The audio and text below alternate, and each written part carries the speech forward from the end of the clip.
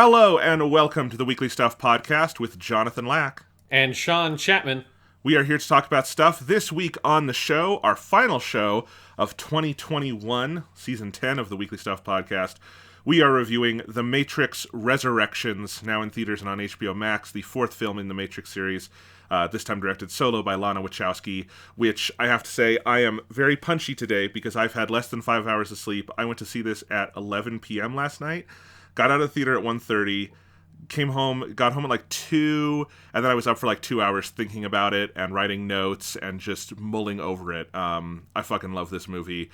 So I am very punchy. It's been like less than 12 hours since I've watched this movie because you're hearing this on a Monday, but we're pre-recording it because of the holidays. So yeah, Sean, how are you? I'm doing pretty good. I watched the movie last night with my dad. We just watched it streaming, which is nice. It is nice to just be able to sit down and watch a new movie. And yeah, I don't love the movie to death. I like it overall. And I think for me, it's very much in line with the other Matrix sequels. Almost more so, like in a way that surprised me how much it is like this is the Matrix 4. Like it's got some cool, fun, weird stuff in it also, but it is such a Matrix 4 in a way that I actually really like. But it definitely for me is, I think it's in line where I suspect however you feel about Matrix Reloaded and Matrix Revolutions is probably how you're going to feel about this movie too. That I think it's a really interesting movie for me that doesn't fully come together. I know there are some people who are going to hate it because they hate the Matrix sequels, and there are people going to love it who love the Matrix sequels. And I think that's kind of what this movie feels like to me. Well, that's interesting because I definitely have seen a lot of people who didn't like the sequels, or honestly saw them 15 years ago and didn't like the sequels, and I suspect if they revisited them might feel differently, but I've seen a lot of that, and then people watching this and really liking it, and you know, I've been trying to like kind of whittle down my thoughts on why this movie works so much, and I think the way, and I think this is why a lot of people are responding to it, I think this movie has the sort of like thematic breadth and like eclecticism in what it's about that the Matrix sequels do, in that it's interested in a lot of different ideas, but I think it is in a package that is more streamlined and crowd-pleasing, a la the first Matrix movie, which it is obviously using some of the structural things from in how it is built, and I think that's an impressive combination, and I suspect, so the critical reaction has been fairly divided, but I actually suspect audiences are going to respond better to this one than they did the other sequels, while I don't think this movie has like compromised itself to like be more like, you know, it's not a stupid version of The Matrix, I guess is what I'm trying to say, at all. It's a very thoughtful version of The Matrix, and I think it's a really, really fascinating version for 2021, and I just, you know, one of my other reactions was just this to me is like so much the movie we need right now in like our reboot, sequel, IP-driven culture, because it is such an interesting take on all of that. And it is The Matrix 4. It is more of a sequel than I thought it would be, but I also love how much it is doing its own thing. It is very different visually, and it is very different tonally in a lot of places. I loved it, Sean, and I had a lot of fun with it, so I'm curious to talk about it with you. Yeah, I think it'll be an interesting movie to, as all the Matrix movies are, a good podcast movie. Yes, absolutely. So I don't think we really have anything else today. This is the last of the season, and it's only been a couple days since we last recorded. Again, the holidays. You'll be hearing this after Christmas, but Christmas is coming up, so we wanted to record before then. The weekend fell on a weird time. But Sean, is there anything you wanted to bring up before we talk about The Matrix? I'll just do a quick hit here because I haven't gotten super deep into it, but I do want to just shout out I'm playing some Tales of Arise. Is the next game I've moved into, which I've never played another Tales game, and this game got enough good like buzz, and it's a series I've always been curious about jumping into because it feels like it's one of my big JRPG like black holes or whatever, is I've just like never even touched the series, and I'm having a really great time with it. Again, I'm not super deep, I'm probably like 6 hours in, but it is very fun. It is anime as fuck in the best ways possible. It very much feels like just playing a modern fantasy anime, but as a JRPG with very nice sort of Final Fantasy VII Remake-esque kind of real-time combat with light strategy elements kind of pulled from turn-based JRPG elements and stuff like that, fused with a more modern action combat style. And it's just a very cool game that also has... It doesn't have a lot of them, but every once in a while it has a very gorgeous 2D animated cutscenes that are animated by UFO Table, who I know has been involved with Tales in the past. And as soon as I saw the like opening animation, as soon as the game boots up, it's got a like 90-second. You would just put this in the front of any episode of anime style anime opening with a really nice J rock kind of song. And I was like immediately, this is fucking Ufotable, isn't it? And then I looked it up, and it was Ufotable. I'm like, this is some good shit. Well, now I want to play this game. Shit, that sounds awesome. How does Ufotable have time for all this? I mean, they do a lot of stuff. Yeah, they do a lot of stuff. I mean, again, I don't think there's a huge amount of the 2D anime cutscenes, because Right. after I got outside of like the first 40 minutes or so, I haven't seen another one. Like there's like 2 or 3 in the first like stretch, and then there's a point where they play the opening theme after you beat kind of the first big boss in the game, which is a couple of hours in.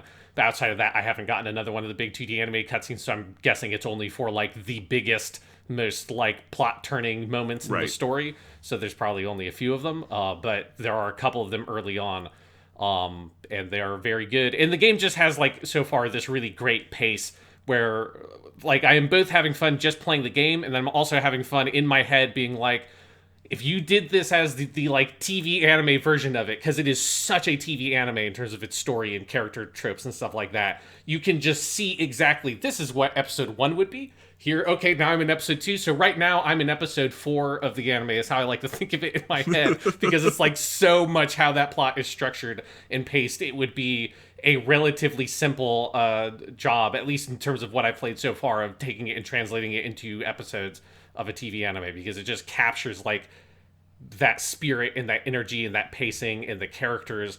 There's lots of really great conversations you can do between the characters that feels kind of like BioWare style RPGs, where you can, or like more produced versions of the things that Dragon Quest has, where you kind of go in, you can talk to party members. It has these things they call skits, which are like little dialogue scenes that trigger, that are fully voiced, and it's just your party members kind of chatting and talking about whatever's going on in the plot.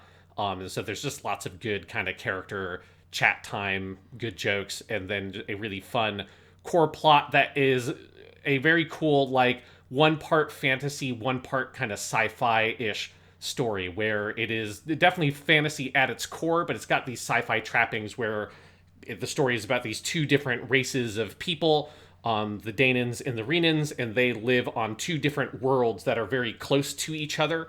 And the Renans are very technologically advanced and have come and basically enslaved the Danans.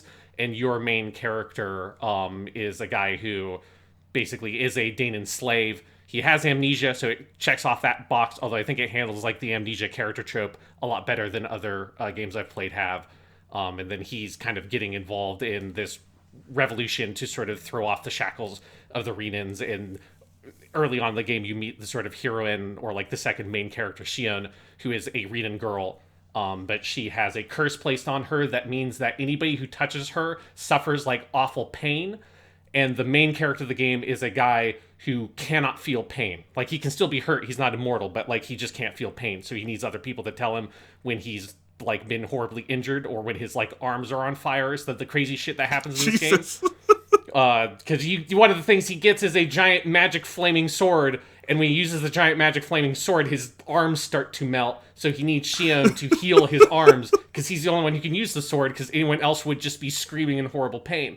But it's like playing with like that core pairing, like it ties into like their characterizations, and like their relationship is clearly going to be like what the game is about.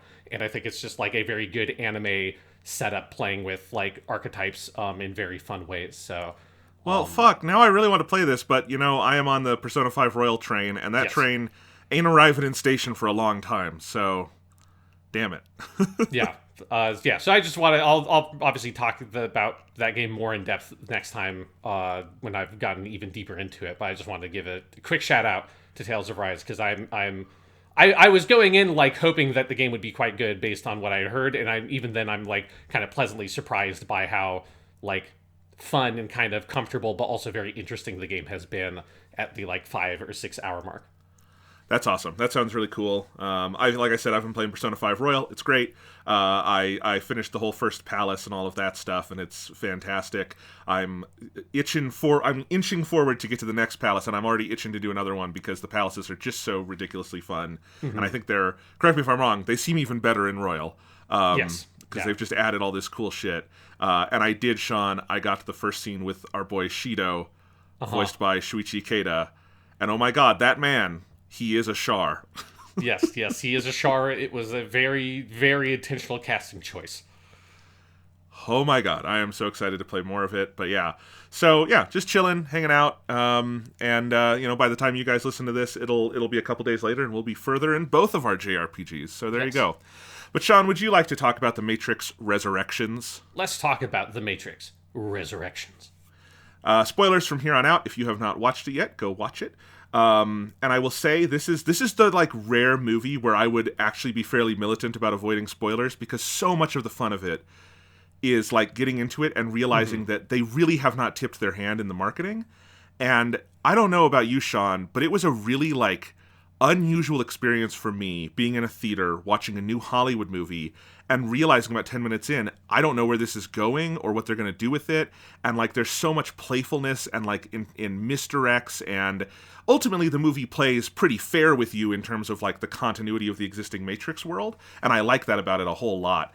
But it also like it's so fun to like move through it, and I feel like where is it going and what are the surprises going to be, because there's a lot of them and it's really thoughtful, and that alone was, I think, part of the fun. I don't know if you had that feeling too.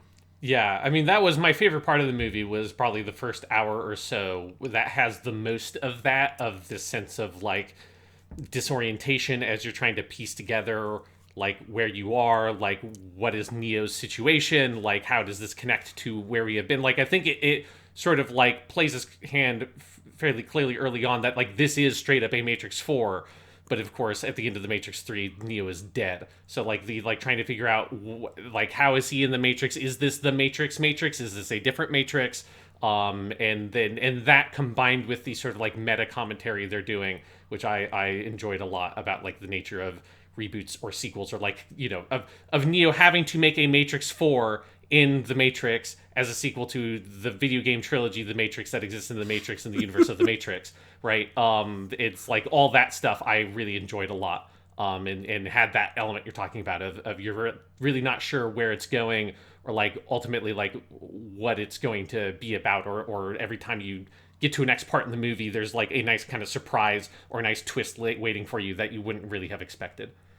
Yeah, absolutely. And you know, I think talking about like it being a Matrix 4 and the whole sequel reboot thing, I mean, one of my overall reactions is just, this is like the anti-J.J. Abrams Star Wars movie in the best ways.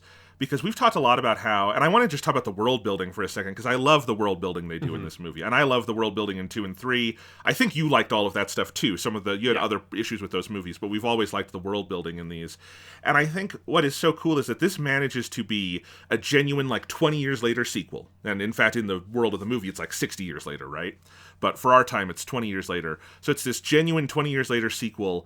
And it does follow up on what happened before, but it manages to like keep the plot going without telling you that nothing that happened in the first 3 didn't matter, right? Like, because that is such the like Star Wars 7 approach. There's so many of these like latter day sequels that do this thing where like, and Star Wars is the best example, where, well, they defeated the Empire, I guess, but the Emperor didn't die, and there's still an Empire. It's just called the First Order now, and they blew up the whole Republic, so it's worse than ever, and, like, just Luke and everyone just completely failed, right? And, like, that's the whole message.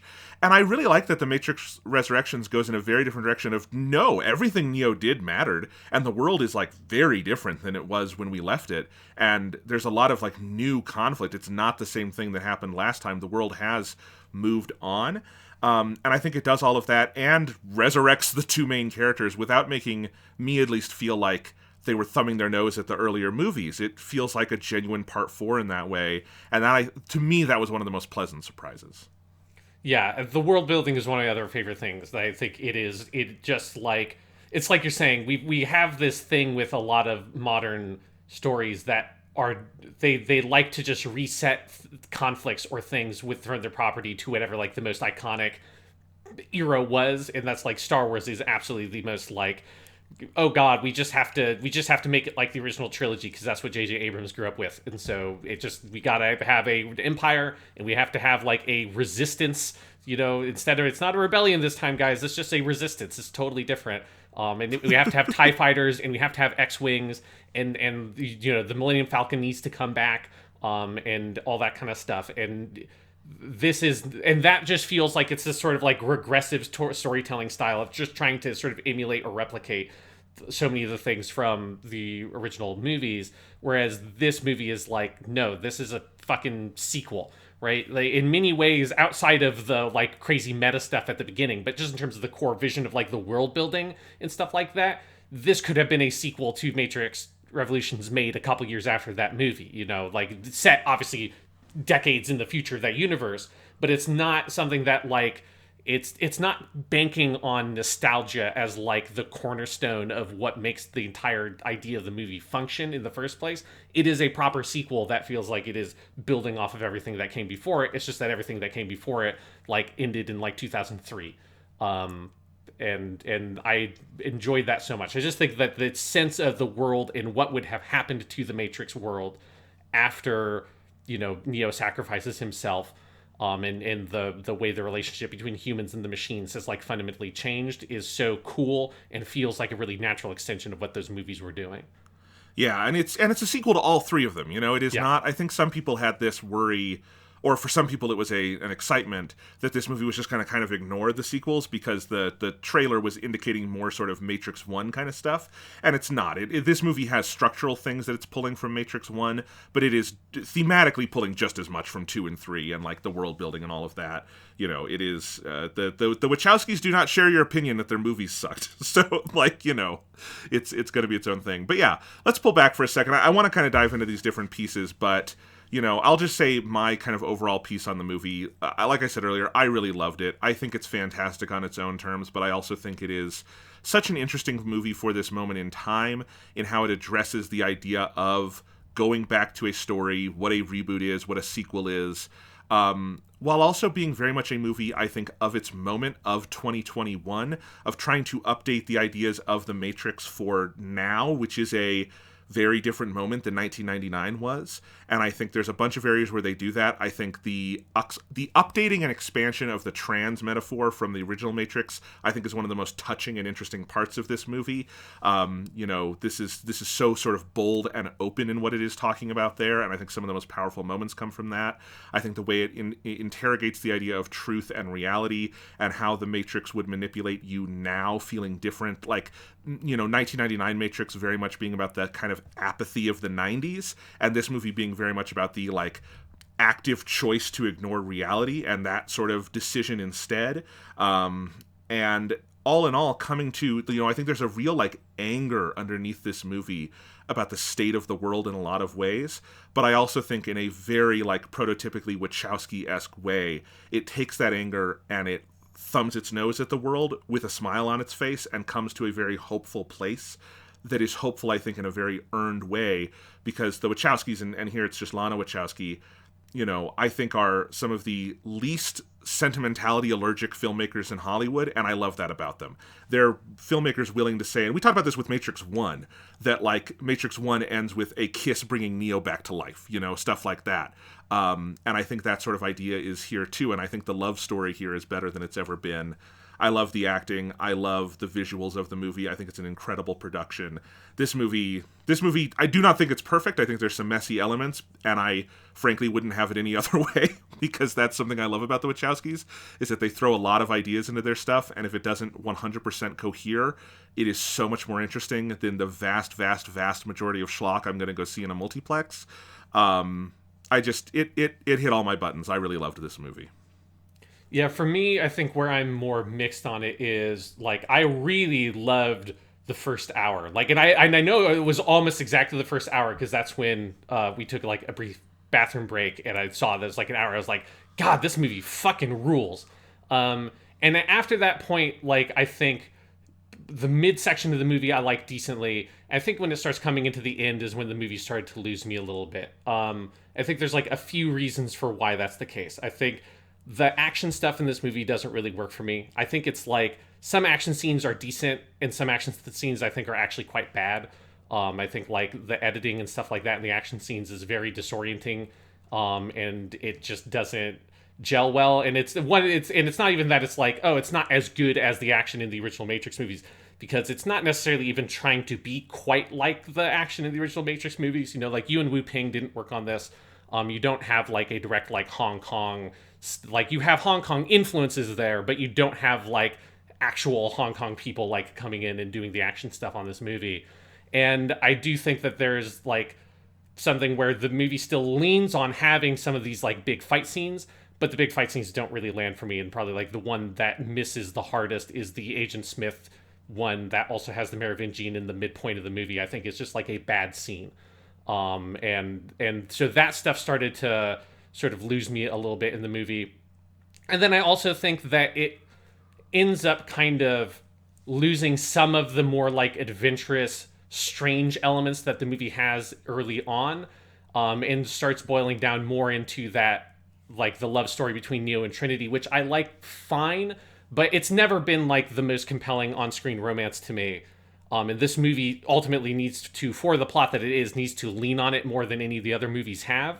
And it's like, it's okay for me, but it didn't like really grab me a lot. And I ended up being sort of very much in the middle on the movie by the end, of feeling like I wish that it had kept some of those weird elements, like some of the new characters, like the new version of Morpheus, that is a really interesting character, just like conceptually of even what his existence is. And a lot of that kind of stuff just ends up sort of fizzling out somewhere around the beginning of the third act. And a lot of those elements just sort of disappear at a certain point. And so I've kind of found the ending in the last sequence of the movie sort of disappointing, and feeling like it's disappointing and a little bit confusing, in how it loses track of a lot of the different elements it had kind of set up and built up earlier on in the movie that I was hoping would be more integral into the plot. And ultimately the plot does boil down into something that's pretty straightforwardly a love story between Neo and Trinity and them like reuniting. And so I think that's where I kind of come down on it. There are lots of ideas and things I really like, but I wish that some of the plotting and structure was a little bit tighter, and I wish that the different elements and ideas the movie presented were more kind of like consistently explored and fully integrated into the plot and the themes and ideas throughout the whole film, rather than it feeling a little bit disjointed or segmented off to me. I definitely didn't feel it was disjointed or segmented off. I think, and I found the ending completely 100% rousing and worked for me on all of those levels, but I do think the action is like the relative weak spot here compared to the other Matrix movies. And in some cases, because as you said, Sean, it's not trying to do the same exact thing, and I think that's probably the right call in a lot of cases. I do think that middle scene with I did love how they did the Return of the Merovingian, made me laugh very hard.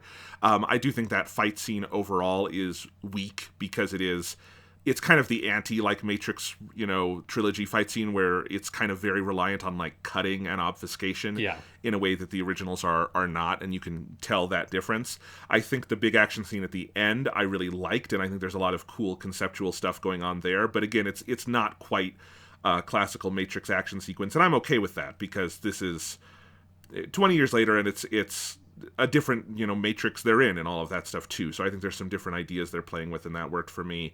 But it is like a relative point of weakness compared to the others. But then I think there's other things this movie does more interesting to me. Like, I think this movie's sense of cinematography is even more interesting to me. A lot of the stuff it does with light and color I find really, really beautiful, particularly what it does with natural light. And I think there's just a very sensual quality to the look of this movie that like really pulled me in start to finish. There's shots in this that are like vaguely Terrence Malick-esque, with like the birds in the sky that are this like recurring motif, which is kind of pulled right from the Tree of Life. I would have to imagine as a direct reference for that. So I understand where you're coming from on all that, and I do think the movies, I think probably the first hour is the most interesting hour of this thing, but man, it carried me through to the end, and I really loved kind of it whittling down to the love story, but the love story standing in for a lot of other things. And I particularly think the idea of like fighting through this system that is actively trying to, in this case, not just keep you quiet, but keep you from understanding your own identity and power. And the end of the movie being a reclamation of that power through a radical act of love, is the kind of like punk political thing that, in terms of Hollywood, only the Wachowskis are going to do, in terms of mixing, I think, very real like political oomph with just big, almost like melodramatic emotion. And I love that quality of it.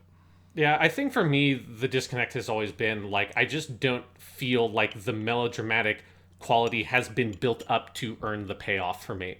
And I think it's because and just like to limit it specifically to Neo and Trinity, it's partially a thing of like we've never really got their like romance, right? We got kind of the beginning of it in the Matrix 1, and then they're already a couple by the time you get to Reloaded. You have like the one big love scene in Reloaded with the rave, which is really good. And then it's like their relationship is fine in those movies, but it's not something that like I don't feel hugely emotionally invested in like seeing these characters be reunited. I think was what I felt like. I understand it on a plot level of why it's happening, and I do think there are thematic ideas there. It might be partially because I have been doing all this binging of Mari Okada's movies and TV shows, which for people who haven't been listening to Weekly Suit Gundam, she's the writer of Iron Blooded Orphans and does all these teen romance drama kind of shows and films. And I've been watching so many of those. I binged another one of her TV shows over the past couple of weeks and watched one of her movies. And those do some of this, like, the melodrama stuff and the relationship stuff is so compelling, and it's so fully built up and explored between these characters that, like, this is so, like, Hollywood in the, like, they're just kind of in love because they're in love kind of idea that it doesn't, like, get me emotionally invested. And I think that's part of where some of that climax doesn't fully work for me. Yeah, and I mean, I just fundamentally disagree with that on the level of it's never worked for me in the way, obviously, like what you're describing, like that Mario Okada kind of thing would work. But in terms of Hollywood romances, I think there's a couple things the Wachowskis do in the original trilogy that separates this from your typical Hollywood romance where it's like forced heterosexuality between like the two breeding pair leads. And I think a lot of that just comes down to how Keanu Reeves and Carrie-Anne Moss played it and were directed to play it in the original, which is it's a mature adult relationship between two people who feel like two autonomous beings in the world together.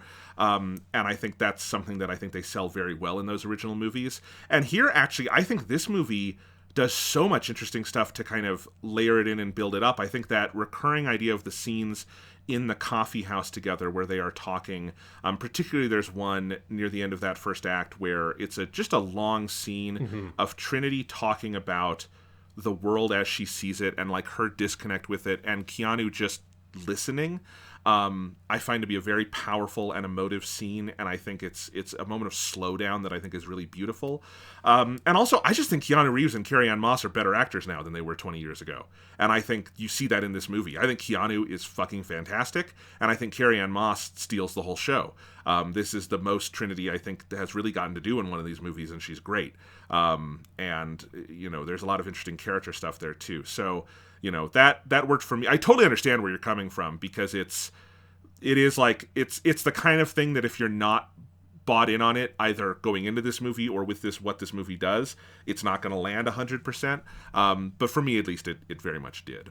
Yeah, I do want to shout out that the scene you're talking about, the coffeehouse scene, which is in that first hour, which is my favorite part of the movie, like, that is one of the best scenes in the movie. And it, like, I think it does a lot of heavy lifting for the film because Trinity isn't really a character for the whole middle section of the movie, right? She's, like, it's interesting because she's sort of like, this isn't like a real criticism of the movie, it's just more of an observation that, like, the overall plot structure is a, like, damsel in distress story, right? She's, like, locked in this tower and he has to go save her. And so she's kind of absent for that whole, basically the second act of the film where she becomes the plot objective. And I think the movie is playing with those ideas, but it does mean that, like, I wish there were more scenes like that coffee house scene. Like, I wish there was a little bit more sort of throughout the movie to, like, get me further invested in their relationship, because that scene is one of the best, and it was just mostly like, here's some really good dialogue, here's a good idea for a conversation between these two characters, and just let, like, these two actors really run with it. And I kind of wish there was a lot more of that and less really bad action. No, that's totally fair, because it is one of the most interesting things the movie does. You know, I saw a really interesting interview with Lana Wachowski from a couple weeks ago where she was talking about, like, what was her impetus for doing this movie? And there's kind of two impetuses. One, the movie itself very directly addresses, which is that Warner Brothers, and they do this allegorically through the game in the movie, but, like, Warner Brothers was going to make a new Matrix movie with or without the Wachowskis. And I don't know if you've seen the whole history of this, Sean, or people listening, but, like, they had hired Zach Penn, who's a pretty bad screenwriter. He's someone who wrote a lot of the original Marvel movies and then got kicked off, and someone better came in and rewrote them, like the Avengers. Like he wrote the original Avengers script where they were going to be fighting the Hulk instead of like Loki and all of that stuff. But anyway, he was writing a new like rebooted Matrix. They were going to have Michael B. Jordan in it as like the new star. Not clear whether it was going to be some kind of sequel or just probably a straight reboot, I would have to imagine. Yeah. But anyway. And then Lana Wachowski finally, because they have been asking the Wachowskis basically every year since 2003, please make more Matrix. And they're like, no. Please make more Matrix. No. And finally, I think the thing that pushed her over the edge was both someone else doing it and also she, I guess, in 2018 or 2019 had this period where 3 very big people in her life died, both of her parents and then a very close friend, and they all sort of died in close succession. And she talked about how in all of that, there was this feeling of like loss of control of losing these important people. And then she thought about the Matrix and she said, well, Neo and Trinity are dead too, and they're my favorite characters I've ever written, but I could bring them back. I could bring them back and I could do something with them. And that was like the impetus for doing the movie. And I really feel that passion in it in terms of the idea of like second chances and the power of fiction to revive and re-explore something. I think is really interesting, and I think that's so much of what is on this movie's mind. And I think, you know, whatever like differences we have with the movie, Sean, you would probably agree, this does not feel like a cheap cash-in, I need to make money, so let's do a Matrix 4. This is passionate in the way I think Matrix 2 and 3 are very passionate and sincere movies. Yeah, I mean, my problems with this movie are the exact problems I have with like different elements of Matrix 2 and 3. Like this, it's like, so it's like, it's not like I think the issue is that like I'm just like not on the same wavelength 100% stylistically with the Wachowskis, like, which is the thing I which is fine, that is like, I find their movies interesting. I haven't seen every movie they've done, but the ones I've seen outside of like The Matrix, which is just a perfect film, I think are interesting but don't like fully hit for me. And that's exactly the wavelength this is on. That it is like some of the issues I have with this are the same issues I've had with their other films that I've seen. Yeah. So let's talk about the beginning of the movie, because this has this like, actually, I went back when I got home and opened HBO Max and was like scrubbing through the movie to see like where things happened in terms of time. I didn't realize the opening scene of this thing is 15 minutes long, but it's such a good 15 minutes, it just sails by, which is the like redo of the Trinity opening from Matrix 1, but it's all different actors. You have Yahya Abdul-Mateen II, who plays the new Morpheus, but he's actually Agent Smith in this scene. And then he winds up going through one of those back doors in the Matrix that we fucking loved in Reloaded and Revolutions is such a cool idea, and winds up meeting this character, Bugs, who is kind of our new I love that character. She's fucking great in the movie. And they're together and have this revelation about that this is actually a modal subroutine in the Matrix game thing that Neo has invented. Well, we learn all of this later. But basically that this Agent Smith awakens to his actual purpose is to be Morpheus, which is to say the cool dude who awakens Neo to his purpose, which then that character takes and runs with in a fairly different direction than actual, like, Lawrence Fishburne Morpheus. But this whole opening scene, I think, is just fucking crackerjack amazing stuff. Yeah, it definitely is. It keeps you on your toes if you're trying to sort of, like, piece together what is happening as you are seeing this recreation of the first movie. And I just, like, think the revelation that you have in that of, like, oh, this is, like, effectively a Matrix within the Matrix, right? I mean, the big mic drop moment is when it zooms out of the code and it's Neo / Keanu Reeves, right, is sitting at a desk with a computer with the Matrix code on it.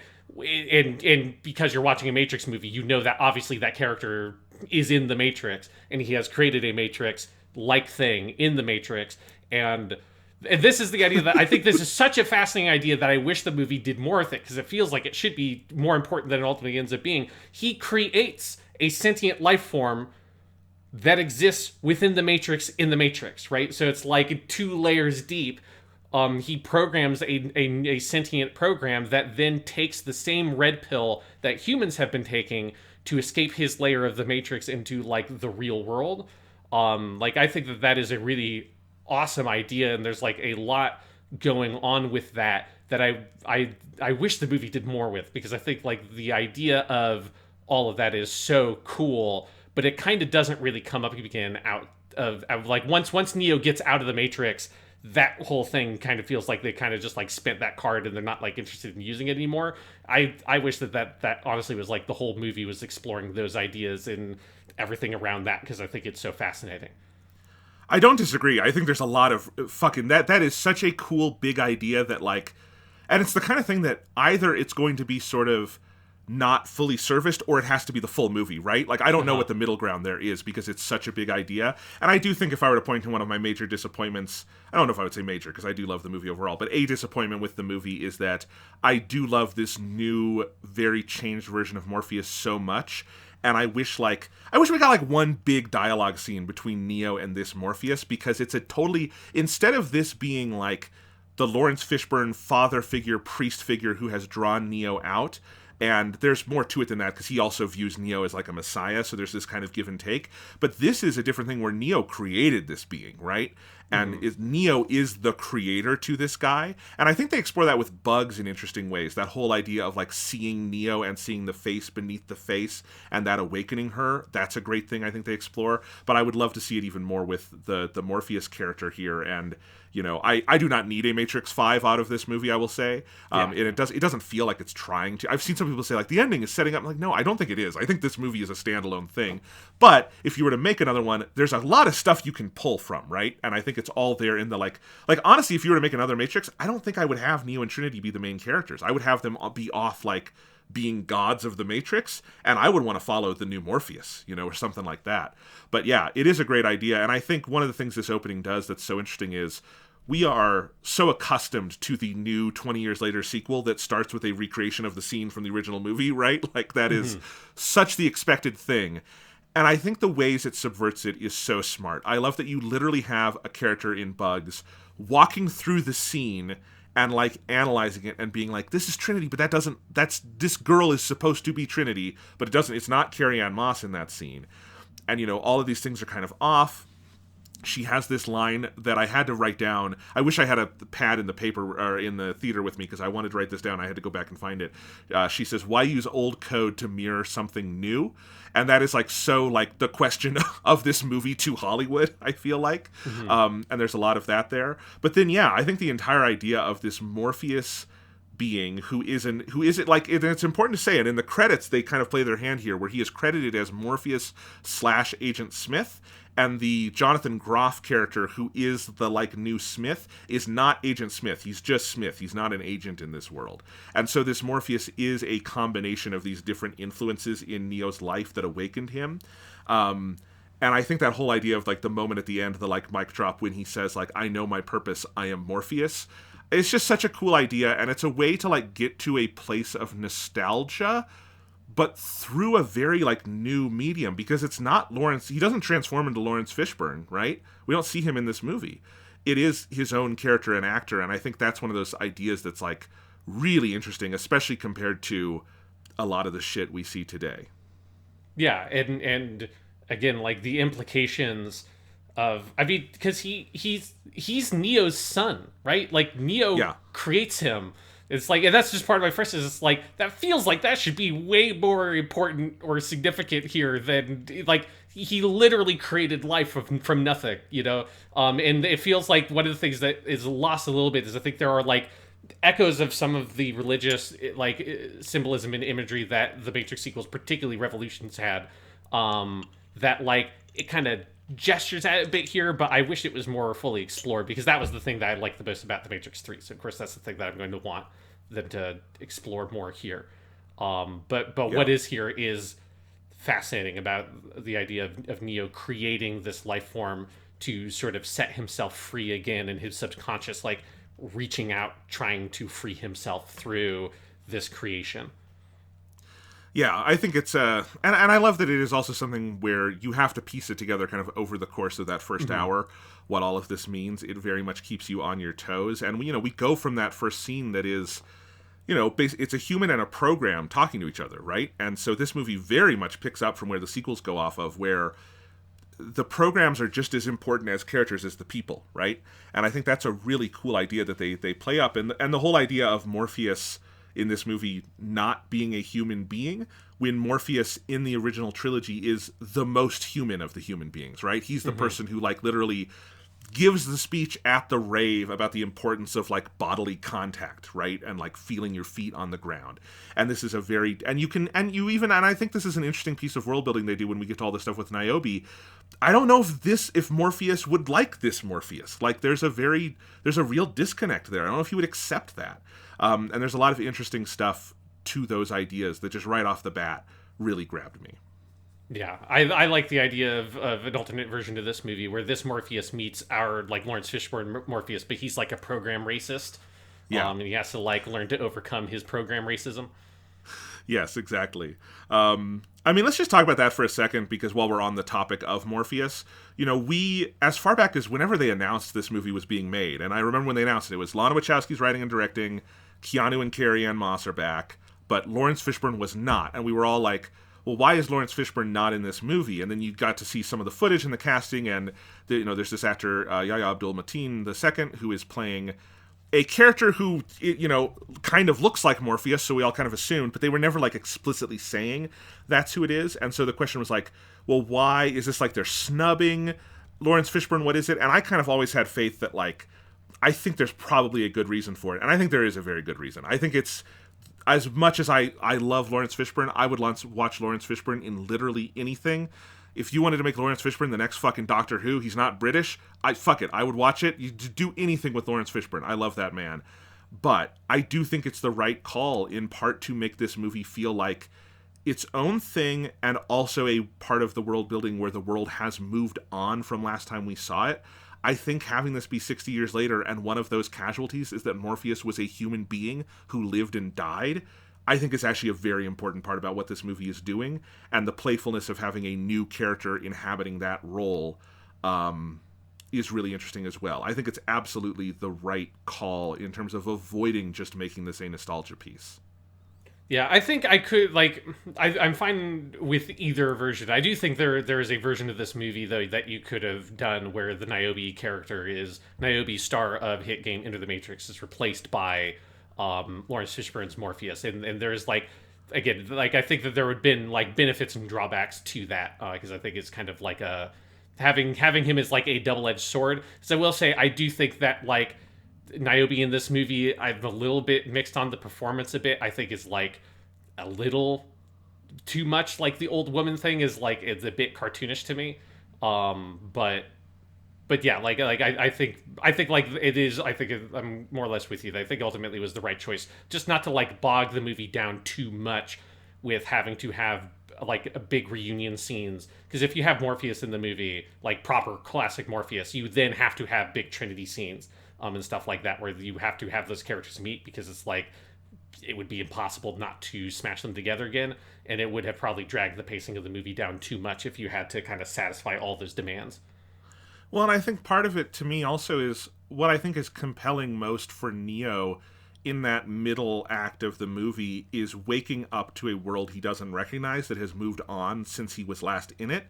And I think if he came back and the most important human other than Trinity to him is like there, and he can like have a reunion and they can like hug, it's a different movie then, right? Like, yeah, I think what I'm saying is that you would have Morpheus be a Niobe, like have him be in the same place that Niobe is, where he has changed a lot in the intervening 60 years, and wouldn't immediately just like embrace Neo, and probably, I don't know, like, I think that would be how I would write it if I were to bring Morpheus back and have him have a more, like, antagonistic role in the plot.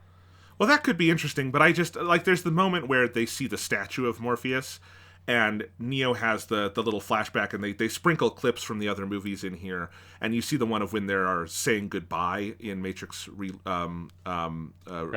Revolutions. There's now too many of the R titles for me to remember them all, but in Matrix Revolutions, and I think that moment is more powerful because that is just their last meeting, and that's just, they never saw each other again, and the world continued, and Morpheus, as most people do, grew old and died. Like, or there's actually an implication that, like, he was unable to let go of the kind of Messiah complex because his, like, belief was proven true, and then it becomes this kind of dialogue from the grave between him and Niobe of crafting the world you want to see versus hoping someone will come save it for you. And I just think all of that is interesting and is the right, I think the instinct was correct here, for me at least. Yeah, again, I basically agree. Yeah. But let's talk about the actor for a second there. I mean, what did you think about, and I hope I'm saying his name right, but Yahya Abdul-Mateen II as, who I've seen in a bunch of stuff. He's been such a major, like, actor in recent years, including, he's the guy who played Dr. Manhattan in the new Watchmen series. He's been in lots of other stuff, too. He's fucking great. He is having such a ridiculous amount of fun here, and I loved that. Yeah, no, he's like he's like my favorite character. It's I think my favorite performance in the movie. There's something about like there's a like energy to what he is doing that is incredibly infectious of his like sort of sudden discovery of his own sentience that he is so kind of like pleased with is very cool. And I just think like he grabs that energy of being like not quite human as we understand it, right? Like there's like something slightly different about the character, the way he like understands himself and the world around him, and his sort of enthusiasm for approaching Neo and like sort of playing with and toying with the history of the Matrix through his own lens of him like, you know, being a very, very different character and a very, very different performance than Lawrence Fishburne's Morpheus, but trying to sort of like pull out little like individual pieces of that as he's sort of playing. That's ultimately like is that playfulness of the performance and the idea of the character I just find incredibly infectious. And then he gets to also just be like a crazy weird cube man that's just doing crazy weird cube man shit for like half the movie that I was also way into. You mean when we're in the real world and yes. Yeah. Oh no, I love all of that. Yeah, it's great. And you know, I just love the idea of this character who, again, as you say, he's a machine or a program who awakens to his sentience, and his sentience is, my purpose is to be Morpheus, who's the one who gets Neo out of the Matrix, and he takes, like, well, what are the basics of Morpheus? He's the, like, cool dude with the, like, cool costumes who says all the big lines, but he takes that in a totally different direction than Lawrence Fishburne, than, like, classic Morpheus would have, where instead of, like, these sort of, like, dark green black costumes, he's basically wearing a zoot suit for part of this movie, right? And like when they do the big training kung fu scene, it's not a like grounded dojo like real thing where he's wearing an actual like gi. It's this crazy thing on a lake in the middle of like a big forest where he's wearing this like fucking loungewear with like his chest, you know, flowing out from the like night garb he's got on, and all of that stuff I just think it's fucking funny and it's great. And it is this, again, the whole movie is about like awakening to identity and embracing it. And there is a, you know, I'll just say, you can tell this is a movie made by an out trans woman in the way that the original Matrix movies were not to that same degree, because there's just a level of like that outness to it. And I've seen a lot of good writing on that too. And I think it's there with all the characters, including someone like this Morpheus. Yeah, that I think that quality is like it allows it to sort of play with the ideas and not be coy with them, right? Yeah. And that just like gives it a certain life, particularly through that character that is really infectious. I also like that he's kind of bumbling. Like, he doesn't do a great job at the Morpheus stuff. And it's the Bugs character who is frankly doing more of the heavy lifting. Because this Morpheus has been, like, alive and sentient for, like, 10 days. You know, it's a very different thing than the Morpheus who had spent his whole life preparing for this moment. And I just think there's fun stuff there. Speaking of Bugs, I do just want to give a shout out. That actress who plays Bugs, who's the blue-haired woman, is Jessica Henwick, who I've seen in, like, she's been in small roles in a lot of stuff. Like, she is one of the like Sand sisters in Game of Thrones. She's an X-Wing pilot in one of the Star Wars movies, just stuff like that. But I have not seen her in like a lead role. She's fucking awesome. I want to see her in a million more things. She is another character who kind of stole the show for me, and I think has a lot of good stuff over the course of this film. Yeah, I feel the same. Like it's a thing where I do think like the movie kind of loses her at a certain point where she just kind of has like faded out. Like I don't remember like what is like the last scene that character even has. Like is there like a payoff for her in any way? And that's one of the places where like the last act of the movie kind of missed me a bit, because she's really good in the early parts of the movie. Like her being this like zoomer fucking captain, you know, like she's of this like very new generation, like and she's kind of gets like all like the weird new technology, and her interactions with the Matrix are different than the ones that we understood, because we are, you know, the old Matrix was based on the 90s. Now we're in this like hip new Matrix, and I like that element to it, that she she knows more about the way the Matrix works now than Neo does, and I like that element. Yeah, absolutely. Her sort of payoff at the end, and I do agree they could do a little more with this. Although this movie does kind of do what... Well, the original Matrix is able to whittle down the cast by the end because it just kills all the other characters.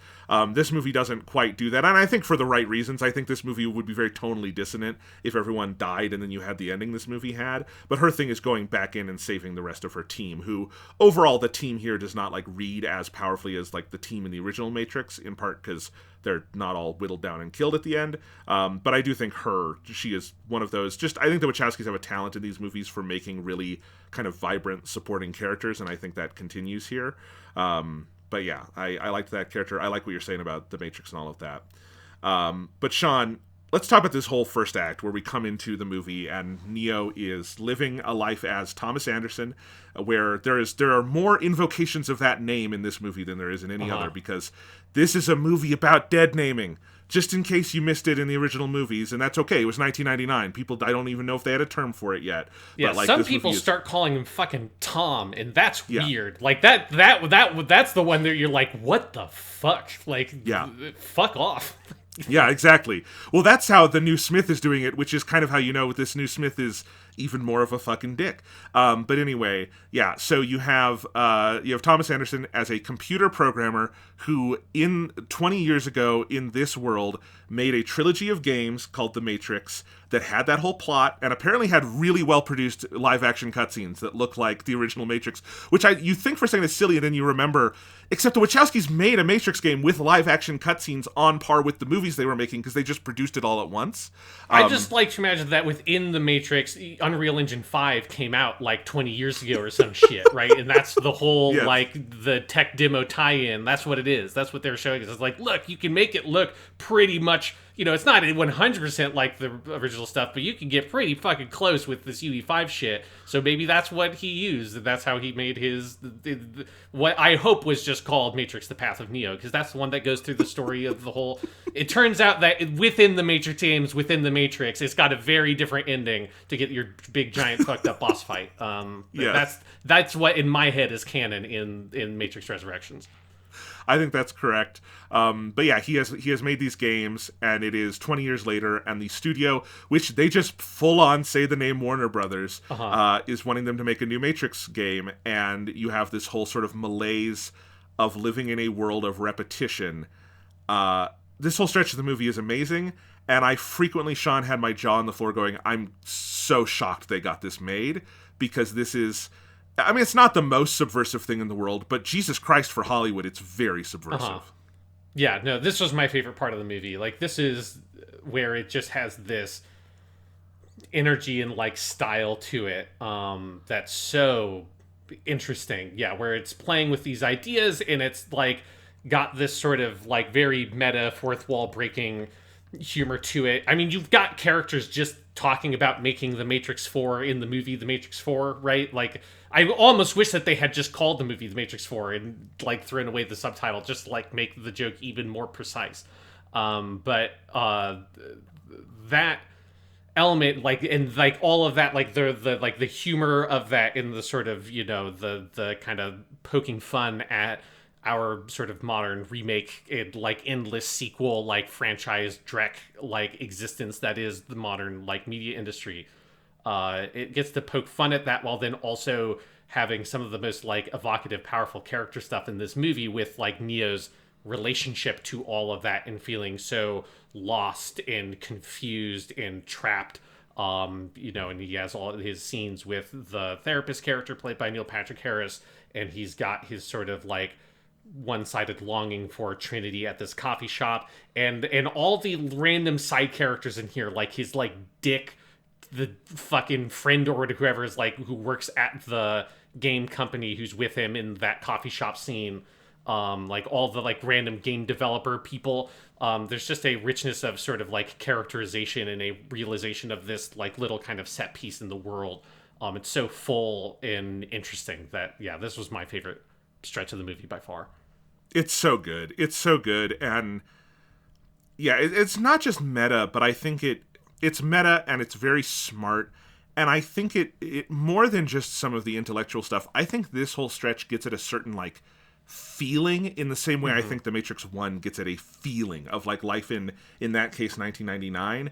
I think this gets at something of, like, feeling in 2021. There is a montage that I think is the best put together sequence in the whole movie. Yeah. Of where it is the Jefferson Airplane song White Rabbit, which they used in the trailer. And now it's very clear they used that in the trailer because it's a key part of the movie here, where it's this kind of, like, cut up weird version of the White Rabbit song over this montage of Neo doing the focus groups, talking about the development, like having to go through the motions of doing this fucking thing again that he really doesn't have a choice in, trying to keep his grasp on reality not as he sees it, but as other people are telling him to see it, right?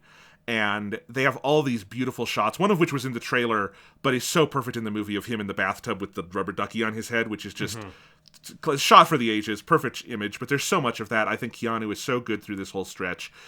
And I think there was just something about that like hit me in my bones of like the particular 2021 malaise of a world where everything has sort of been corporatized and put in a box and is just sort of on repeat, and you don't really have a choice as a creative or a consumer of what that's going to be, is, I think, one of the most interesting ways this movie updates the metaphor of the Matrix for 2021 and retells the story of Matrix 1 in a way that feels like it's not just going through the motions again, because again it has updated the metaphor and like the feeling that the Matrix is supposed to sort of reflect from our world. Yeah, and it's something where updating it is so in line with like the themes and ideas of the Matrix, because encompassed within that is this like direct thing that is like an even bigger version in many ways of what The Matrix Reloaded did, with the twist that was not like the first time they had been through the Matrix, but the sense of that like the Matrix itself is something that is incorporated into these processes, right? It's incorporated into the way in which our sort of like, capitalist society creates identity for you and then provides these little oases or something. Like, here's the Matrix, like we allow like some things squeak through that speaks to people on a personal level, and then that gets subsumed into the larger structure again, and is then used to continue to sort of like pacify you and make you comfortable in a consumerist capitalist based society. And there is something that, like the filmmaking here, and particularly that montage, is so superb at capturing this feeling of like very quiet despair of that, like there is no escape. You're just fully trapped in this box, and the thing that you had that when you were younger that was very important and felt rebellious and new, and that you like based a lot of your identity on, that is just part of like the corporate mechanisms again, and now you are being used to have to reproduce that for the future. Like, that is a very powerful, evocative idea. Exactly. And just to expand on that for people who maybe hadn't heard all of our conversations on this, the architect's whole thing at the end of Matrix Reloaded is that he had to create a version of the Matrix where people had a low-grade subconscious awareness that it wasn't real, because there had to be some element, even if it was fully subconscious, of choice. And that's why you have the like recurring matrices, is that eventually enough people feel it that then the system's going to collapse, and so they reset it, and that's the purpose of the one, right? And it's like and the whole thing they do with the Neil Patrick Harris character here, and the whatever they call him here, the therapist, the analyst is what they call him in this movie. But he's the new architect, and his whole thing is like, it's an even crueler version of all of that, because it's what you say, Sean, where like it just fully allows for this piece of art that directly, as the Matrix did in 1999, directly tells you what the problem is with the society you're living in, and is like fucking punk rock in like, and literally in having shit like, not shit, I love it, but like Rage Against the Machine over the end credits, right? Of like, well, it is a shit version of that Rage Against the Machine song, so I did not like that cover. It's a good song, but bad in cover. This movie, you mean? I was talking about the original 99. In the original, yes. In the original. Oh, I fucking love the cover in this movie. God, it's so good. Anyway, it's cool. Anyway, but I was talking about the original, you have all of that, but the world doesn't change because of that, right? And it is kind of cruel when you think about it to allow for art on that kind of big pop canvas that directly points to the problem of the society it is created in, and then it is subsumed into that society and becomes part of a problem by being part of the machine, right? And so that's what this movie is returning to, and it's also like obviously very meta, because there's all these conversations in here too about like, Neo, do you think you put too much of yourself in the game? There's all of that, and of course it is Lana Wachowski also thinking about all of these things as the creator of these movies, coming back and doing The Matrix 4. And I think ultimately the movie does have an answer for all of this, which is that the revolution continues, goddammit, but like, and more complex than that. But I do think like the way it gets to that idea is so powerful. Yeah, and I think it is part of like my ultimate like sort of mixed feelings on the movie is I don't think that there's anything in the ending, and this is like just probably like a disagreement on like on it for me, but like I don't think anything in the ending like counteracts how powerful and strong that early section was. That like it didn't like I didn't come away from it feeling like roused and hopeful really, because I don't think like nothing in the movie felt as sort of like powerful in both like a content but just in like the filmmaking and the delivery of it, and so like kind of like poetic in how it was delivering that sensation, that early part of the movie, that I think like it starts to lose some of its like teeth, I think, like over the course of the middle section of the movie a bit, because this section is so strong, and it's, but it's kind of like a call and response thing, and for me the response wasn't quite as good as what this kind of call is at the beginning of the film. No, I understand that, and I do think the opening hour is probably the best stretch of this movie. For me, it definitely did work in the end, but I do see where you're coming from with that, totally. What else to talk about from this stretch of the movie? I mean, there's just so many cool little things they're doing, like, it builds up to the whole idea that Neo doesn't actually look like Keanu Reeves in this version of The Matrix, and Trinity doesn't look like Carrie-Anne Moss. And I love the way they seed that through the movie, where you get these little glimpses of reflections, and it's always reflections that the character isn't looking at. It's like a mirror, but it's on the side where they're not looking at, or it's a puddle on the ground or something, and you see the other face. And when I started piecing together what they're doing with that and how kind of insidious that idea is, and then they fully unveil it, and it is, again, it's the trans metaphor that was always there in The Matrix, but made like unmissable at this point. And I think that stuff is just so cool and interesting. Yeah, and it's that, and then I think there's also like an element of like age there too, right? Of like the version you see of yourself, is, I mean, it's like with the original Matrix, right? Like there are a lot of ideas of identity contained in there, and like you can read it through an infinite number of different lenses, one of them being a trans lens. But I think one that stuck out to me was that just because we are getting older, that feeling of like, oh, like what I feel like on the inside is not necessarily reflected by like what people see when they look at me, as it's, you know, like that sensation. And then in this movie, it's like very dramatic because it is, you know, you have Keanu Reeves who is older. Like you can definitely tell, like he's not an immortal vampire like the meme tells you. Like you can definitely tell when you have a shot of Keanu Reeves from the original Matrix that they will cut to occasionally, and then you get actual Keanu Reeves. It's like, oh, Keanu Reeves, I wish that you were just like an immortal vampire, but we all do age. There is no escaping the ravages of time. I mean, he still looks awesome, but he definitely doesn't look 20. Well, he looks awesome, but like, there's the scenes in the real world, and I think they make a really good choice here, of when they have him shaved like down and everything. They play Keanu's age more than I've ever seen a movie play it. Like, he has wrinkles. He looks older. Like, Keanu Reeves is almost 60. He was born 4 years after my mom. He is on the older side. But in movies, he generally, especially with the beard and the hair, he is someone who has aged so well. I think he's a more handsome man now than he was in the original Matrix. But in those scenes, you also see he is someone who has, like, been through time. And this movie does not shy away from that. It's really apparent. And I think I also think Keanu in that second act just plays it beautifully as someone who is in this world that he's been out of and just feels old in it, you know?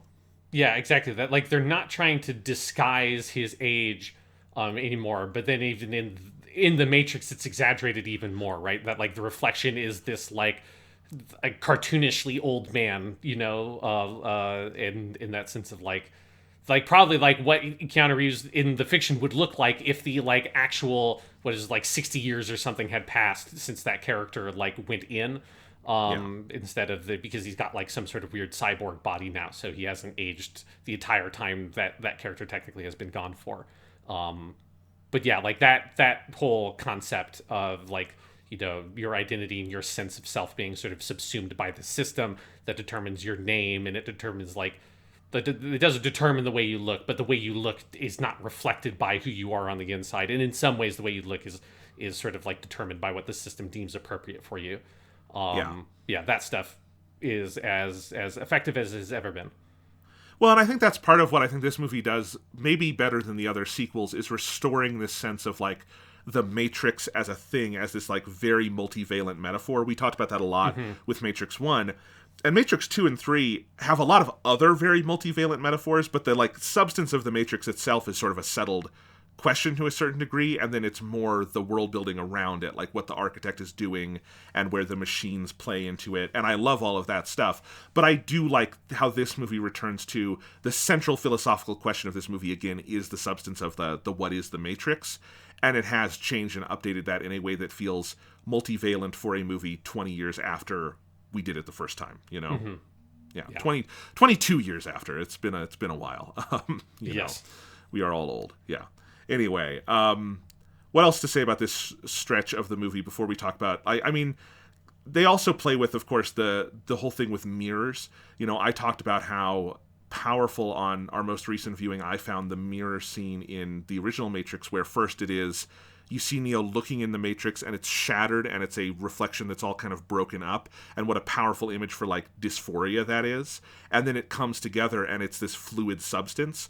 And I think it's interesting how they go back to the fluid substance idea of the mirror a lot in this movie. But it is also, like, dangerous because you also have the Neil Patrick Harris therapist on the other side of the mirror in that one scene, you know? Yeah, well, and I think it's one of the interesting ways in which, like, the mechanics of the Matrix have been updated, whereby that is now the means by which one enters and leaves the Matrix, right? Like, they're, like, moving through by going through the mirrors because landlines don't exist anymore. So if that would be the most... That's, like, how the machines fucking beat the humans, is you just, like, got rid of fucking landlines. It's like, well, fuck, I guess we're trapped now. It's like, we gotta go find a phone booth? I don't know the last time I ever saw a fucking phone booth walking around. Can you imagine if, like, that were the climax of the movie and it was, like, Neo and Trinity having to find a phone booth and they just fucking die because there's none in that city? Yeah, and this, like, they do get to one, and it's, like, this, like, rusted out old piece of shit, but it's out of order, so it's like, oh, well, fuck, I guess we're dead, and then they just get killed by Matrix zombies. But yeah, they've now taken that thing and turned it into, like, the mirror, which I think is a good, like, evocative update, and it's smart. You know, it was one thing that I was curious about going into this movie, like, knowing that was going to be in the Matrix, is, are they going to try to make it seem like it's still the 1990s setting? And I like that they don't. Like, there would have been something charming, and that would have been the J.J. Abrams Matrix thing, right? Would have been, let's do the 1990s setting, which for the original Matrix was just contemporary, but, like, let's fetishize it because now it is retro. And I'm very glad that the movie doesn't choose to take that path. Well, not only that, but the movie recognizes that the world of 2021 is way more ripe for what the machines need to do to people. Like, that is part of what I think they do with the analyst and this whole new architect and this new Matrix, is that it's not just that the world has changed and time has gone on, it's that the machines have allowed time to go on because the world of 2021 is way more ripe for making people, like, batteries for them that are asleep in the world. Like, that is exactly what they want. And because, you know, this movie deals a lot with the whole idea of post-truth and people rejecting reality. And when you have the analyst saying, like, there's people who just didn't want to get out of the Matrix when you gave them that choice. And in fact, the more I tell them that this isn't real, the more they're into it. It's like, yeah, that's very real. We have, you know, you just look at the vaccine debate right now, you know, there's this whole sense in this movie that there's a lot of, like, the unreality isn't as disguised, because it turns out you don't need to really make it disguised. People will choose to believe in the fake shit just as easily as they will be lulled into it, you know? Yeah. And I think maybe that's when you say that the ending doesn't, like, fully rouse you out of it. That's because the world is so dark at this point. If you make an accurate reflection of it, I'm not sure what the rousing, inspirational ending version of that is. But yeah, I mean, I do think that that's part of my problem with the movie, is I just don't think the movie makes a convincing argument that can rouse me, because it is, like, because the whole, this might be jumping ahead a bit, but like, the whole thing the architect, you know, designs his thing around is that sense of, like, giving you the thing you want but keeping it just out of reach, right? Like, and specifically he's framing it for Neo, it's Neo and Trinity's relationship, but like keeping this thing you want and you're reaching for it and you can't quite get it, and that sense of like desire being the thing that perpetuates this over and over and over again, and like keeping people from being satisfied. Like I think all those ideas are very evocative, and again, they're kind of ideas that I think like for me just kind of dissipate by the time you get to the third act of the movie. Yeah, I will say where I think it works for me is in some of the identity stuff they do, but we'll get to that later. I do just want to give a shout out. I love so much of the production design in this movie. I think there's a lot of really good stuff they do. There's a lot of just such playful production design they do in that early stretch where, like, you know, stuff like the analyst having those like bright blue glasses that look like the blue pills, and stuff like Bugs having a t-shirt with a carrot on it in one scene that you see. Just these like big kind of jokes that are just there in the setting. That's like, right, the like Lana Wachowski is someone who will be campy in that way sometimes because it's fucking funny. And I think there's stuff like that. I love the whole idea of the train they're on, and then they're in that auditorium that is playing this like split projection of the Morpheus scene while they're trying to wake Neo up. I think all of that is great. I do want to give a shout out to the best use of an F word in all four of these movies, which is when Neo finally decides to take the red pill and he just goes, fuck. And Keanu Reeves can deliver a lone swear word very well, as we have learned over the years. Yes. I think my favorite detail in a lot of the production design is I think the funniest tie-in I've ever seen in a movie, or like, I don't know if this counts as product placement, but it kind of is. I guess an advertisement is when they do the scene that they kind of like give you visions of in brief of him stepping off the rooftop, right? Which was that like really great shot that you also saw in the trailer. I mean, you revisit that moment a couple of times from different perspective, because that's also where Bugs, who is watching the windows, sees him. Which the first time when they showed that thing with Bugs, I almost thought that it was going to be, oh, she was the window washer outside Thomas Anderson's window when he was interviewing the boss, because we had just watched that movie and I had like pointed out that like that is like a funny part of that scene is the like sound of the window washer person. But yes, I think it is meant to vaguely evoke that idea, but it's not literal, because that would have been confusing and weird. But anyways, in that whole scene of him stepping off the roof, the thing that sort of like precipitates that is that he is at an award, and he had just got a Jeff Keighley Game Award. Yes. Is the award that he's given for his game, and he immediately goes to fucking kill himself by jumping off a roof. Is like, you gotta wonder, did the people at the Game Awards know what context their thing would be shown on in the movie? Because it's like the biggest fucking middle finger fuck you to the most corporatized award show one could possibly imagine, which is the Game Awards. And for that to be the thing that he gets a Game Award, it's like, well, time to go see if I can fly, motherfuckers, is I found very funny in a very dark way, and also like, there's no way they didn't know, or they knew, but they didn't understand what that scene was saying, you know? I think it's probably the latter, because, I mean, he also has the award on his desk, but it's, like, knocked over, and he doesn't, like, care. You have to, like, kind of read it sideways, because it's something clearly he has no actual, like, pride in that award. And I think it's exactly what you're saying. It is funny, but it's also, like, what a perfect way to express that mindset that Neo is in, right? That the trigger for, like, his ultimate break with reality would be getting a fucking award at the ad show, right? Like, God, because it's right. That is the ultimate symbol of like what your work is worth, right? Is to get an award at a show that isn't really invested in giving out awards. It's invested in showing commercials. Yeah, it's like there should be like another cut of the movie that shows, or like a deleted scene that is like Jeff Keighley, right? But it's like him just coming out of a trailer for like Elden Ring 3 or some shit, and there just being a chyron at the bottom of the screen that says, best game design, Thomas Anderson for The Matrix 2 or whatever. And, yes. And Jeff Keighley says, and if you want to see the rest of the winners of our awards, you can check that out at GameAwards.com. But doesn't even say the name or anything. It's like, that's it. That's like all you get. It's like, anyways, now check out Sonic the Hedgehog 27. We're really excited about this one, brought to you by Sega. And then you cut to Neo falling from the building. Exactly, yes. I think that is one of the most powerful motifs they build into this movie, is the theme of flight and the walking off the building and the line between suicide, death, loss of control in that direction, and freedom, flight, power, reshaping the world to your whims, which is what the flying is in the original trilogy, is Neo manipulating the code. He has control over the world around him.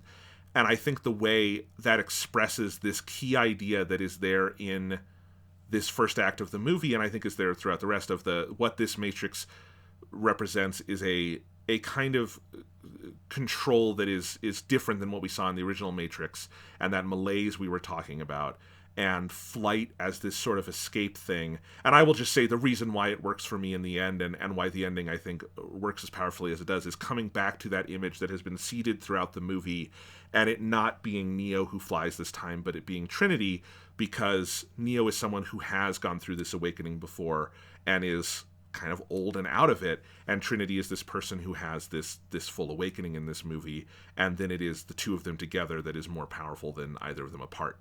And I think that's where, and I think that's just one of those visual things and signifiers that they are very good about seeding throughout the entire movie. To me, that is where the clearest link comes from the early parts of the movie to the later parts of the movie. Yeah, and I think for me, it's that, like, because I agree that that's there, and it's like, that's strong, but it's not developed enough through the middle, I think, is where it ends up losing me. That it's like, it's a very good callback, but like, part of it is that, like, Trinity is such an absent figure for that middle part of the movie, or like she's like there as like a plot objective more than she is as a character for the whole second act. Fair enough. Yeah. In that kind of, it just kind of loses me a bit in that, where I don't, like, I recognize the visual artistry of like the symbolism and the imagery going on, but I don't actually experience the emotional impact, or I didn't. Yeah. So let's talk about that second act, which is, and to be fair, this is 100% true of The Matrix 1, is a lot of exposition, and I think, like The Matrix 1, it's fairly entertaining exposition. Mm-hmm. And, you know, and I don't think this movie, because to be fair, almost no movies have quite the, like, speed in their step at, like, delivering exposition as The Matrix 1. But the thing this movie has going for it is it's such a cool slice of world building we get when Neo gets out of the pod. And I just wanted to talk about that for a little while, Sean, of like, we get, you know, what this new version of the Matrix is. The world has continued. The battle lines have been redrawn, where you have this whole alliance between humans and the machines that are now in the world, which are called sentients, which I think is a good, like, buzzword to use there. And then you have, and I sort of, when they show the two machines coming to get Neo out of the pod, I was like, oh, I hope those are, like, good machine characters. And they gave me exactly what I wanted, because yeah, that is something I love in Matrix 2 and 3 so much. And I think the idea of the fundamental change in this world being that Neo saved two worlds, and now those two worlds are working together, is one of the coolest ideas here, and is one of my favorite ways this feels like it respects all the investment you had in those first three movies and is wanting to move forward and tell you a new story, which is exactly what stops it from being a nostalgia trap, the way Star Wars or the new fucking Ghostbusters or whatever it is, you know? Mm-hmm. Yeah, I will say I had a moment where I thought the movie was going to do something and then it didn't, and it kind of bummed me out, because I think it would have been way fucking cooler. That when those two robots came to get Neo out, I thought that was Bugs and Morpheus, and that, like, because Morpheus we knew was a program, and we, at that point, we didn't know that they have weird magic magnet cube things that allow them to take some sort of physical form. But I thought the twist was going to be that Bugs was also a robot, that Bugs wasn't a human. That would have been fucking sick. That would have been sick. That was kind of my prediction too. I think ultimately it is worthwhile that Bugs is also a person, because there's a dialogue going on there with the Niobe and all of that stuff. But that would have been really interesting. But still, overall, I think in terms of the state of the world, it gave me what I think the Matrix needed to do, is extending the story. Yeah, and yeah, like, just the vision of the world itself, and the idea of having humans and machines and programs being able to cooperate, but it's not like a big, like, utopian world, right? Like, this is like one enclave. Maybe there are other cities out there that also have this kind of setup, but all the ideas here of, like, oh, well, getting rid of a lot of the human batteries at the end of The Matrix 3, although they never wake up everyone from the Matrix. That was never a thing that happened. So it's like I think that's the thing that some people, like, misunderstood. This, like, it was never a, like, we just freed every single human. Well, no, it's very explicit. The architect says at the end of Matrix 3, well, the Oracle says, will you let them go? And the Architect says, if they want to, I will give them the choice. Like, it's very clear about where it's going with it. Yeah. Yeah. So they have fewer human batteries, but not no human batteries. But that means that then the machines have some sort of civil war over their resources. They wipe out all the programs, right? So, like, the Oracle has been deleted, basically. They have a new architect in there that is the Neil Patrick Harris character. Like, all of that just feels like it's such a rich, imaginative vision for what would happen to that world that is a very natural extension of what happened at the end of Revolutions. Like it is, and this is where it feels like, okay, now this is like The Matrix 4. Because it also stylistically is a lot more like Reloaded Revolutions in terms of the way it looks, because now you're in the real world, and the right, there's like a very clear, deliberate choice to make everything in the Matrix look very, very different than it did in the old Matrixes. Like, it's much more vibrant, like colorful, very almost like saturated kind of look. But the real world emulates a lot more closely the way that stuff kind of looked in Reloaded and Revolutions. And so there is something that I imagine if you're someone that just like a big part of your core identity is you just like hate the Matrix sequels, because I know that there's people out there that are like that. Like, you're probably going to despise this stretch of the movie. I fucking loved it. It's just like, yes, give me more weird magnet cube people. Give me more robots, and they're like growing strawberries and shit. Like yes. Oh, like, I love this. So good. That whole idea that you get where they have these gardens where you have a human and one of the magnet cube people working together to recreate, because strawberries would have been lost from the world, right? The earth fucking burned. So there's no strawberries, but the machines had strawberries in the Matrix, so they have the record of it, and they take the code and somehow get the, like, DNA sequence from that to make strawberries. That's the kind of thing that, like, the Matrix sequels are so good at, is just throwing off little pieces of world building that I would read a book about. It's so cool, right? Yes, absolutely. And it's that thing of Neo's, like, whole character dynamic here I love, of him at the beginning of, like, kind of setting up those scenes. He has the little scene with Bugs where he says it feels like nothing has changed, right? Like people are still in the Matrix. Because, you know, he just went through the same kind of experience he had at the beginning of the first Matrix movie and had to be woken up. And him feeling like, God, like everything we sacrificed was for nothing. And then that's setting up him going around with star of hit video game Enter the Matrix Niobe, as they're seeing, while it is not, he didn't save the world, right? Again, it's not a utopia. Like, the sacrifices and everything from that first trilogy have made a positive difference, and things have gotten better for people. And like, that is, I really love, like, that's where it just like feels like such a good extension of some of my favorite pieces of world building in the sense of itself, of like what the Matrix as a franchise and a story and a world is from that original trilogy. It's just such a good, strong, creative expansion of those ideas that pays off on your emotional investment to that story that was told, you know, finished being told in fucking 2003. You know, I think, and we talked about this with the earlier Matrix movies, I think the Wachowskis are filmmakers who walk the fucking walk when it comes to bringing, like, leftist politics into Hollywood. Mm-hmm. And I think part of that in this movie, there's two halves to that. There is the, man, it doesn't feel like I did anything because the world does still suck. And it doesn't just suck in ways that it sucked before. It has found new ways to fucking suck. And Neo's malaise about that is really relatable. But at the same time, it is also important in any kind of, like, progressive movement to look at, like, what has actually been achieved, right? Mm-hmm. And that is also the other half of that equation in this scene. And I like that the movie is ultimately kind of ambivalent on it. That like, it isn't really, like, the world has gotten better in very material ways. It has gotten more challenging in other ways. And it's not, I don't think, directly telling you one of those wins out over the other. It's more telling you, like, change is possible, and so the fight continues. And I think that's a really important, like, message for the world this movie is entering into, if that makes sense. Yeah. Also, really just made me want to go get some fucking strawberries. Strawberries are good. They looked good. Yeah. Also, I just have to say that the new city they're in, I think it's called Io, right? Mm-hmm. Yeah. We don't see a ton of it. It's not like Zion, where we have, like, a big, long scene where we go into it, and I think that's probably the right call, because this movie is more structured like Matrix 1, and I'm not sure what that would look like.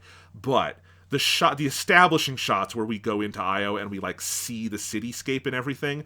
I saw this last night on my favorite movie theater in the world, which is the Cine Capri at the Harkins Northfield here in Colorado, and it is the biggest screen in Colorado. They've actually renamed it now the Cine One because they have a new laser projector in there, and it is far and away the best digital projection I have ever seen. It is basically like, it's like having HDR in a movie theater. And so like this movie's use of color, you can probably imagine, was pretty cool on there.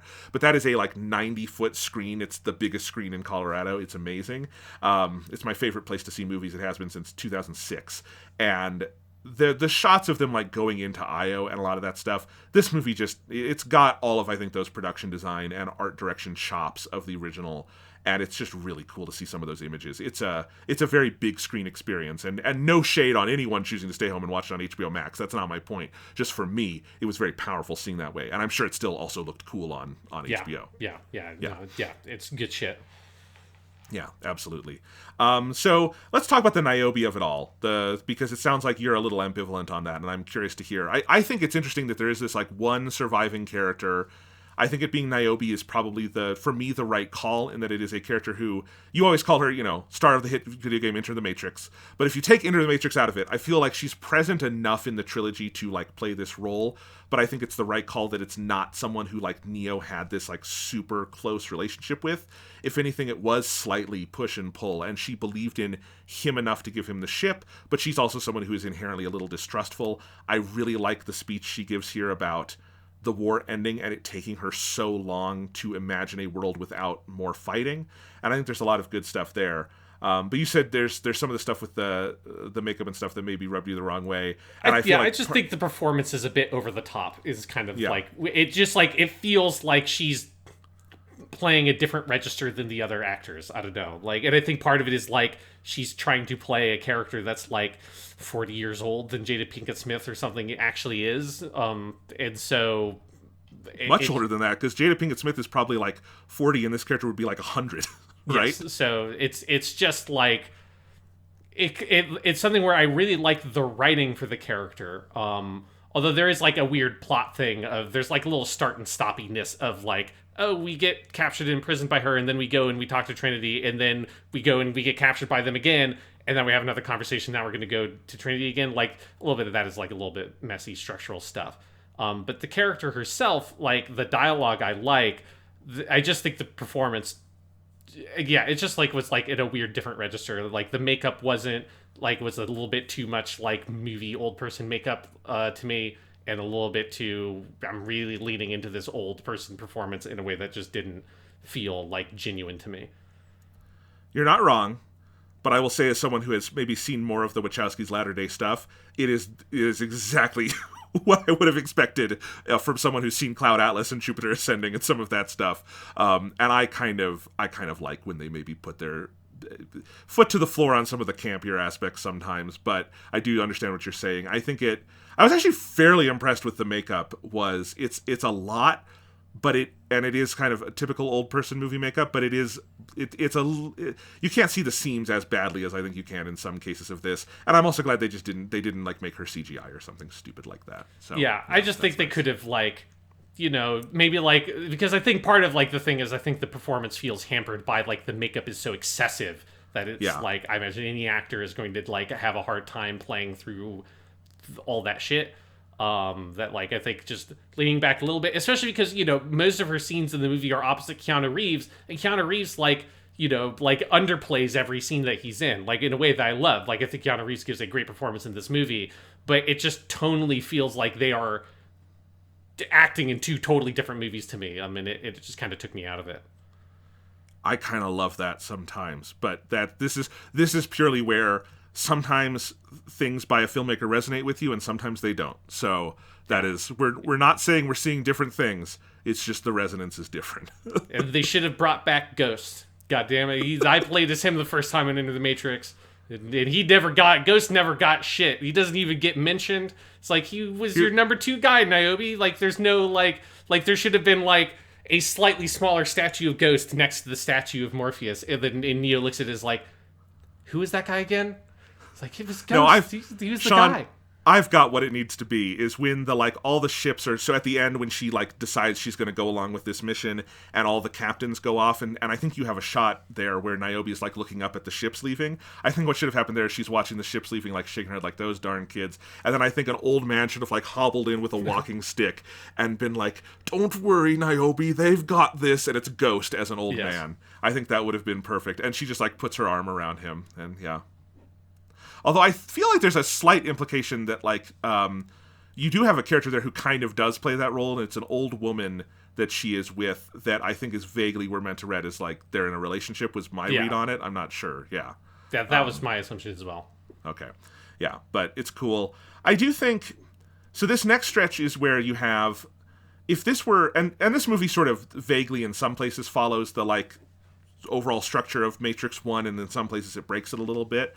But if this were Matrix 1, you would have that scene with Niobe, and then you would head into basically the long third act, which is where you go into the Matrix and you don't come out again until the end of the movie, because that's how Matrix 1 works, is when they go to visit the Oracle, you're kind of in it until the end. Well, not quite, because they go to visit the Oracle, they lose Morpheus, Neo comes out, but very briefly, and then they jack back in, right? Yeah. And they get all their guns. And that's kind of what this movie does, because you go in for him to get Trinity, he doesn't get Trinity, there's the big confrontation with the architect guy, and then they come out, and they have the thing with Niobe, and they talk again. And I do think the messiest piece of pacing in the movie is that transition from the scene where the therapist guy, like, fully plays his hand, and then Neo has to leave the Matrix without Trinity, and then they are captured again, brought back. This time they convince Niobe. Well, this time they have the whole thing with Sati, which I really love, and we'll talk about that. And then they wind up going back in.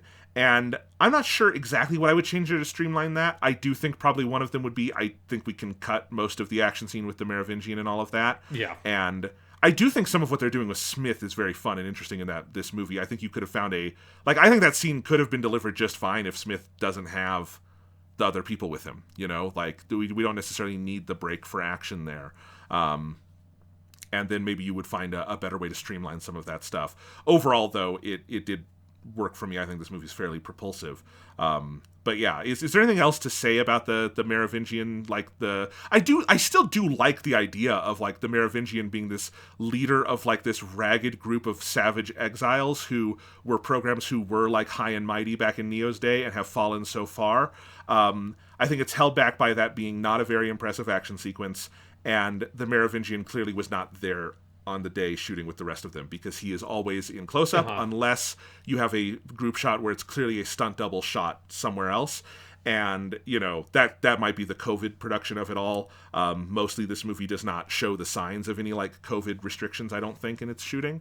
But that one is there. That said, I did get a kick out of this version of the Merovingian. Maybe there was a better way to deliver that joke, though, instead of in the context of what you, I think, correctly identify as a fairly lackluster action scene.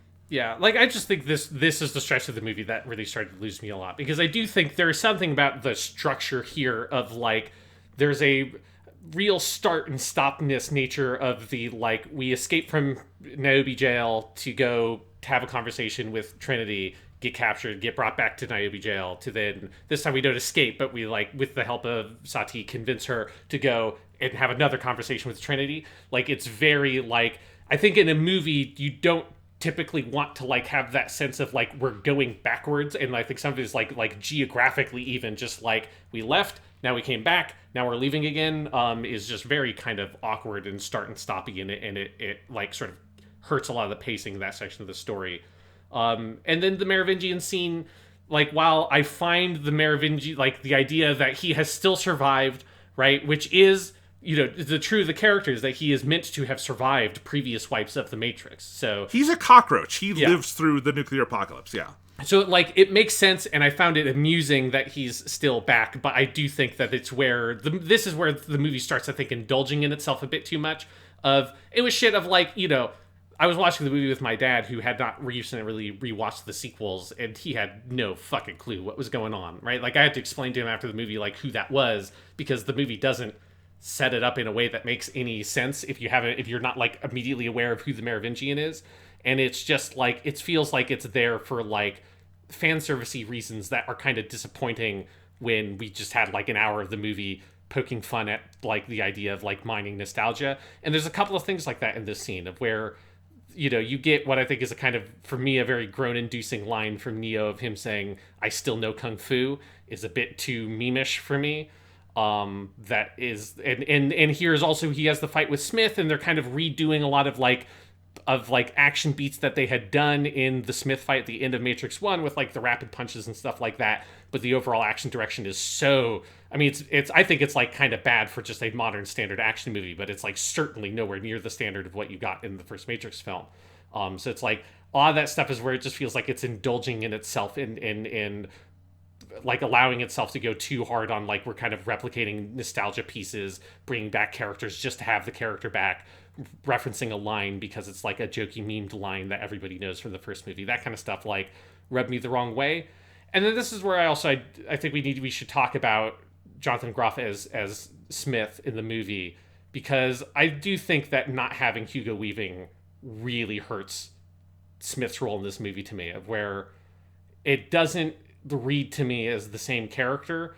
And it is ultimately supposed to be the same character, right? He is meant to have been changed to a certain extent, but he fundamentally is Smith. And it just, this is one where it feels like it was not because we know it's not, like, it was not a deliberate choice not to bring back Hugo Weaving. There was just like a scheduling conflict that prevented that from happening. So I'm not sure about that. I know Hugo Weaving was at some point meant to maybe have a cameo, but my understanding is he was never meant to be part of the main cast. I think we even identified this, my brother and I, on the way home. There's the moment at the end when Smith comes in and helps them, and then he decides to betray them and like take over and make the Matrix zombies and stuff. And he says there's that thing about like, the thing about me is there's always been all these me's, and he turns into someone else. My prediction is that's where Hugo Weaving was going to be in the movie. I don't think he was going to be this Smith the whole film. I think for me, like, it just like, it doesn't work for me for Smith, because Smith is such like, his character is like ego personified. Like, I think him being what he is, like, physically and all of that is such like a part of the character. Yeah. That I just think like it just, like, I get like, even I don't think it's that like the actor did a bad job. Like, because I've seen him in really good stuff. He's the main character in the David Fincher Mindhunter TV series on Netflix, and he's fucking great in that. And I think like he does a good job, Jonathan Groff, with what he's given overall. Because obviously there's like a clear choice not to just do a Hugo Weaving impersonation, which would not have worked for like the entire movie. So I think that was the right choice with the ultimate choice of just not doing Hugo Weaving. But it like all that stuff ended up falling really flat for me. And it like, particularly here, like, I think early in the movie, him echoing Agent Smith elements works really well. But then once he's like actually supposed to be Smith and having like lines with Keanu Reeves and trying to evoke the like relationship those characters have, it just didn't play for me at all. I totally understand that, and I will say that Jonathan Groff Smith is probably the part of this movie that like works for me least, because I'm not entirely sure how much he is supposed to be just exactly like the same person, or like the change is like very big in him.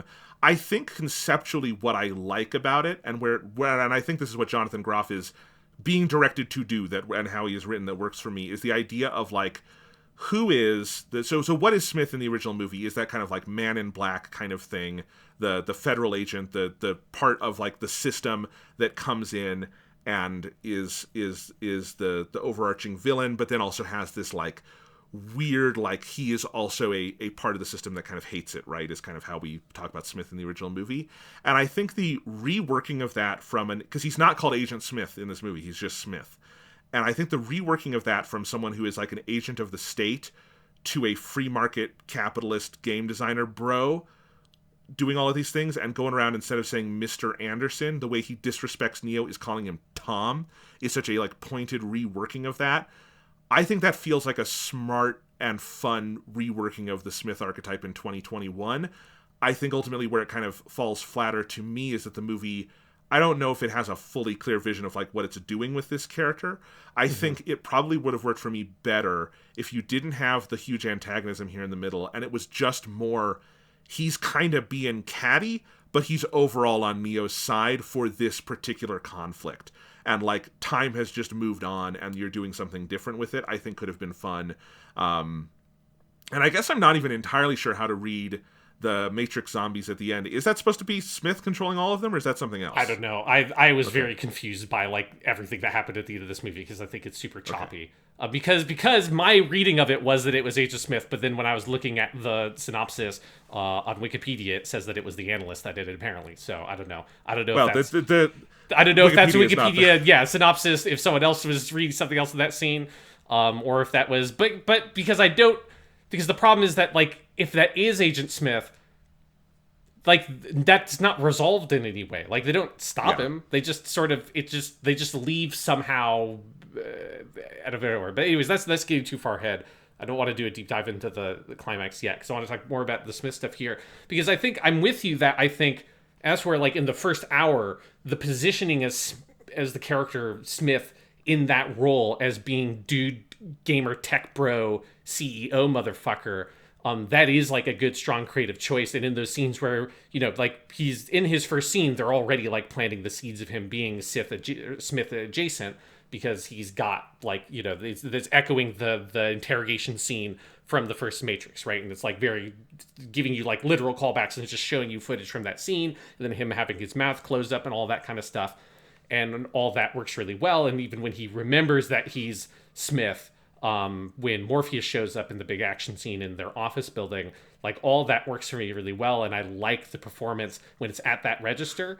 It's when they're then trying to do that and now let's echo the like iconic fight scene from the end of Matrix 1 and have Keanu Reeves like identify this character as Smith and like having their back and forth as if this is just the same character. Like I think it's a moment where and it's true of like a lot of the stuff in this little weird middle action scene that feels mostly kind of pointless in the larger stretch of the movie. Like it feels like the movie wants to have its cake and eat it too, and like wants to kind of indulge in being able to have Neo and Smith fight each other again and do callbacks to some of that dialogue, even when in the plot of this film and the themes and what it's doing, I just don't really understand what the point of that sequence is other than to set up Smith saving them from the analyst at the end. But that's just like creating a setup to a payoff that doesn't need to exist because there's no real reason why Smith needs to be there other than you want to have Smith back because he's one of the iconic characters from the original Matrix, and it makes sense in a like plot lore way that if Neo is revived, that Smith would necessarily be revived as well. Like it just is like, I just think the movie doesn't really know what it wants to do with the character, and I think it would have smoothed things over a lot and been a lot easier to accept if it was just like, let's just have Hugo Weaving back and have like him chew the scenery for a bit, and I would have been entertained by that enough to have that not bother me as much as it does here. Yeah, that's fair enough. I think the function in a plot sense of the fight with Smith at this point is Neo doesn't have his mojo, and he's slowly starting to remember how to get some of that back, but you could achieve that through a much simpler version of that scene, right? I think is the point I would make. Some of the other stuff works for me, some of it doesn't. But then, so you have, at this point, Neo goes to the motorcycle shop to talk to Trinity. They have a little conversation, and then the analyst steps in and fucks everything up with a visual effect that I actually really liked when they used this here and then later as well, which is the like reverse bullet time thing, where everything is slowed except for the analyst, except even the way the analyst moves. They do this weird thing throughout the movie that I actually thought was super fascinating, where they have these little like visual glitches in the Matrix scenes where people kind of like shudder in the wrong way, or like the frame rate goes out of whack for a minute, and they do that a lot with the analyst here, and I found this to be a fairly impressive visual effects showcase, this sequence. But this is where we get our big like, this is like this movie's version of the architect scene, right? But it is also where he is laying out the stakes here and why he has resurrected Neo and Trinity as like the cornerstone of this push and pull between desire. I liked this. I'm curious what you made of like this being our villain, the Neil Patrick Harris of it all of that stuff. Yeah, I think I generally liked it. Like, I think the conceptualization of the character, kind of like what we're saying with Smith, as being this, like, snivy, like, manipulative little fucking shit is kind of like, I mean, that's why you cast Neil Patrick Harris to play the character, right? It's just, like, give this sense of, like, he is performatively very, like, kind, but is only that in a performative sense and is actually manipulating people for his own like very sort of like basic kind of greedy desires from the place of the machine, right? His greed is just to control the Matrix and get his and like wring as much energy out of people as possible. There's a real sense of, as somebody who's a big fan of JoJo's Bizarre Adventure, there's a lot of like Dio using the world in JoJo's, which is his ability to like stop time, that I kept on waiting for. And this is like, this is just be like, this would just be like the scene in JoJo's where eventually, in JoJo's Bizarre Adventure, slight spoilers for that series, the main protagonist is being time stopped by the villain, who's like bragging and being like, haha, look how powerful I am, until eventually the main character, for like plot reasons, is able to slowly create his own time stop powers, and then time starts using his own time stop and overlaps it with the villain's. So when the villain's time stop wears out, the main character's time stop continues and the villain is trapped in time, and it's a very cool moment. And I kept on wishing that Neo could do that too, because it was cool in JoJo's. That has nothing to do with this movie. That was just my own fantasy I was going on, because it is very reminiscent of Dio in JoJo's Bizarre Adventure to me, in like the way the time and all that shit worked in that scene.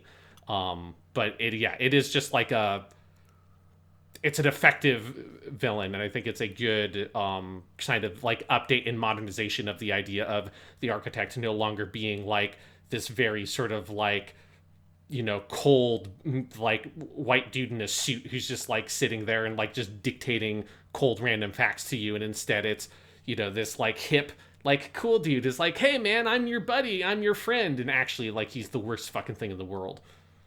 No, and I think, because I wanted to ask you that, Sean, because I've just seen some annoyance from some people on Twitter or in reviews where, like, this character rubbed them the wrong way, or they felt like it was over the top or overbearing or something, and I'm like, it is kind of over the top and overbearing, but I feel like that's right. I feel like that is the right version of the architect in 2021 would not be the Colonel Sanders guy, right, who is like the kind of almost like the face and voice of God sort of thing.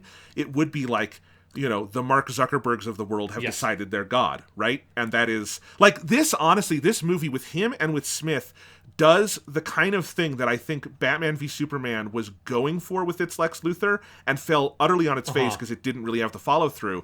But I like the basic idea conceptually in Batman v Superman of that Lex Luthor today would be Mark Zuckerberg. That is the right idea, I think, if you are updating Lex Luthor.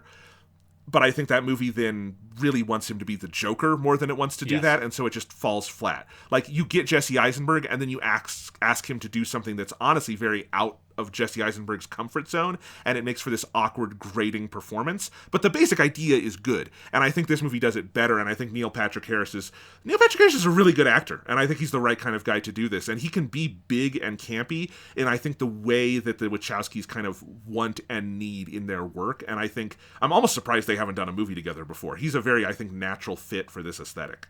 Yeah, because I do think, like, this is where I would agree that, like, the performance is very over the top, but I think it works for me here. Like, the character, as opposed to, like, the Niobe thing, it's just over the top in, like, a different kind of way. Like, it's just, like, an excessive performance of trying to, like, really sell the idea of the character being super old. Whereas, like, here, it is, like, a bit scenery chewing, kind of over the top.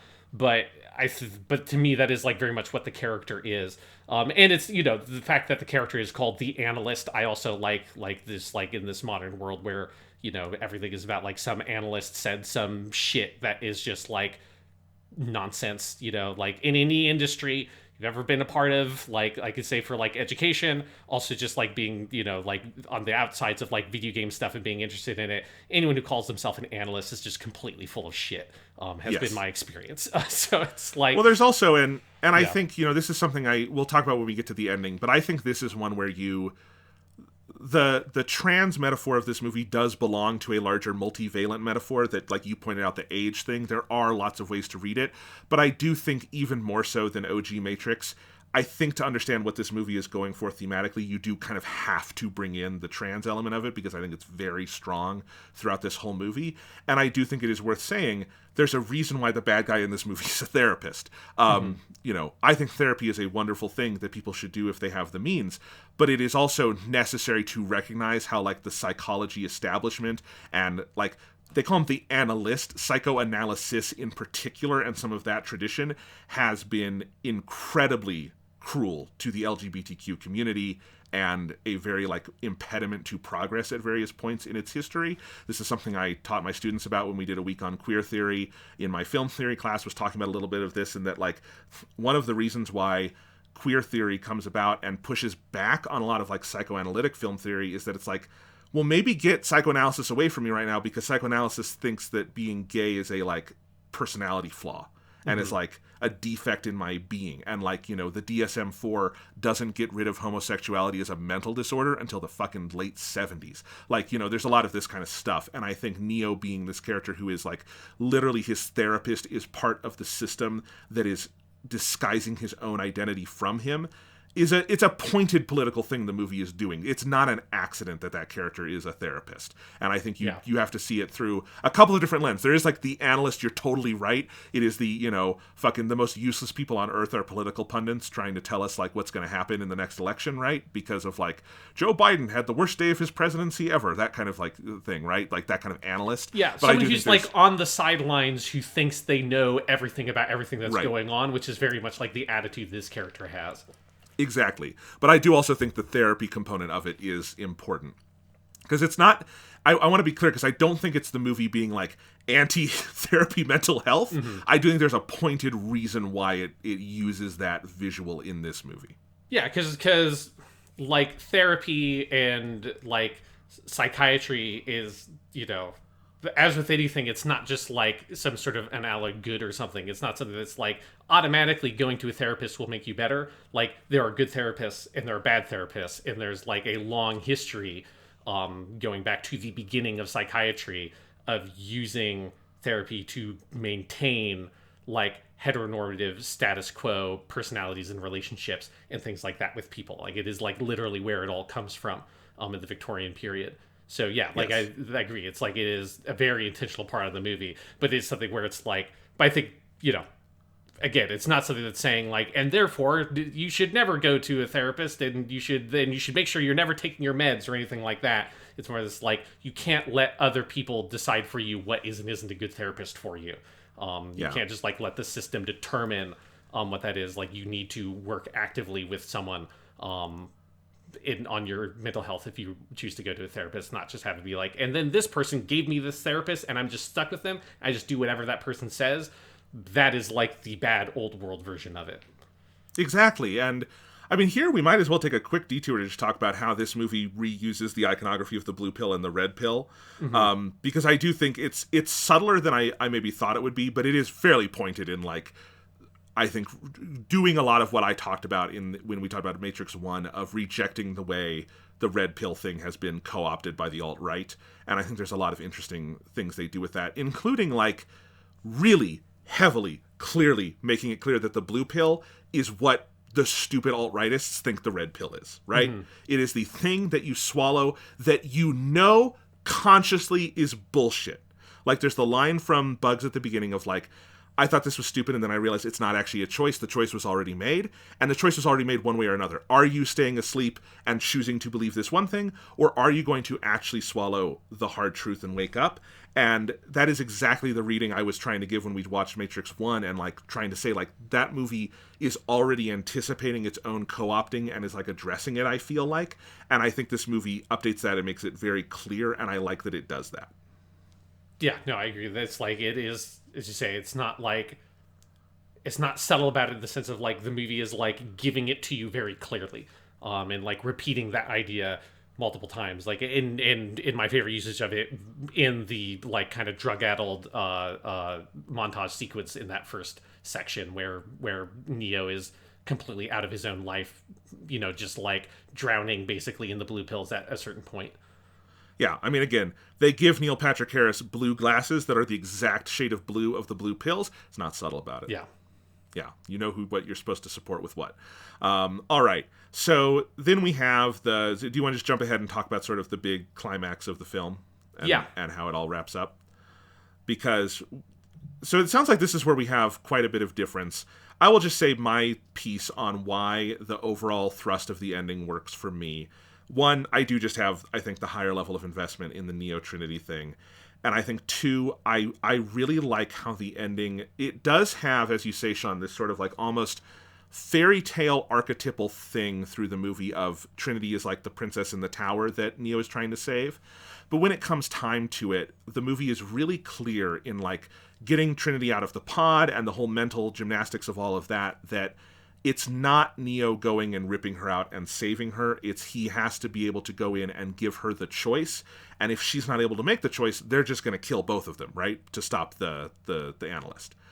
And so what that scene in the coffee shop is Neo coming in and giving her the chance to, and he does the same thing he did earlier. He doesn't sit down and give a big speech about what she needs to do. He comes in and gives her the space to talk and work through her own feelings.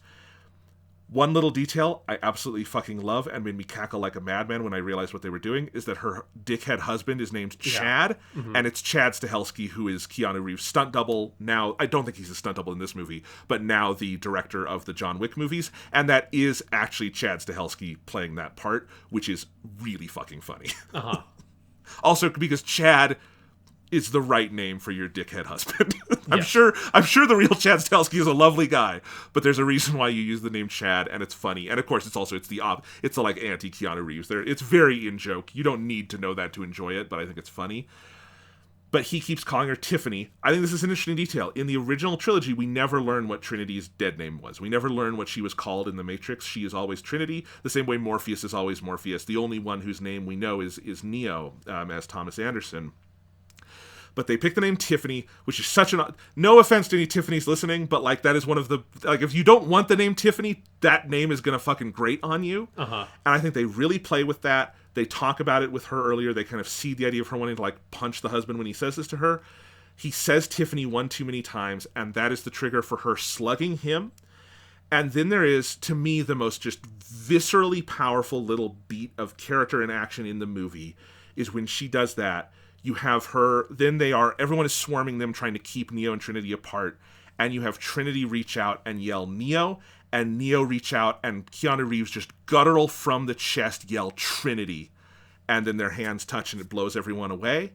And that is what I mean when I say I don't think you can fully separate the, like, trans reading and how fundamental that is to the metaphor of the Matrix, in that the moment of empowerment there is claiming and yelling their own names and recognizing themselves, like, as each other, and that being the thing that kind of brings them together. And from that point on, the third act of this movie is really Trinity's empowerment narrative, as being the person who is we're seeing go through this thing that we've seen Neo go through, we've seen Thomas Anderson go through, and Trinity going through this process leading to the moment where she's the one who flies in the finale. And all of that just worked like gangbusters for me. Yeah, so I think all that stuff is good. I think it's kind of like everything else around it of, like, and this is part of where, like, I think the action being very underwhelming and not, to me, particularly well integrated into the, like, storytelling is an issue. Of, like, some of the stuff of, like, I think then having Smith come in just, like, confuses everything there, right? And having him be the one who shoots at the analyst isn't dead, and then Smith turns evil, and then they have to run away. Like that stuff just, like, there's a lack of immediacy to me of, like, the plotting, the ideas there, that is combined with, like, action set pieces that I think are very kind of flat. This is where I think some of, like, the sound design in the movie of, like, particularly, like, the guns feel like and sound very weak. The thing of having Neo is just kind of, like, stuck doing, like, a couple of, like, little push attacks and, like, stopping bullets in midair gets very repetitive. Like, a lot of that stuff just ends up sort of, I think, sucking a lot of, like, the momentum out of this sequence, where I think, like, a lot of the ideas are strong, and I think that reunion scene is really good. But the stuff around it, I think the setup of, like, the heist stuff is, like, overly complicated in a kind of meaningless way.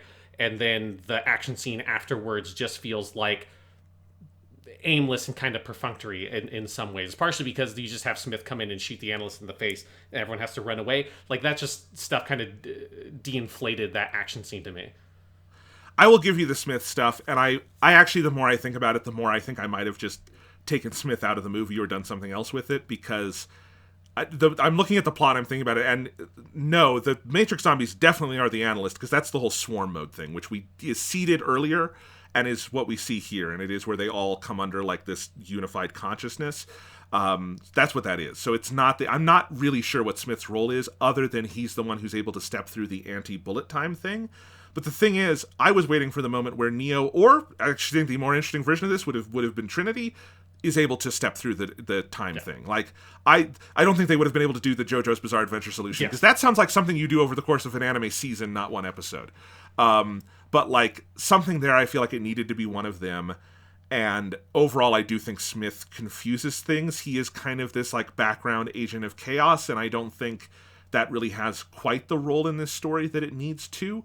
And it does feel like the messy part of this script is probably the Smith stuff.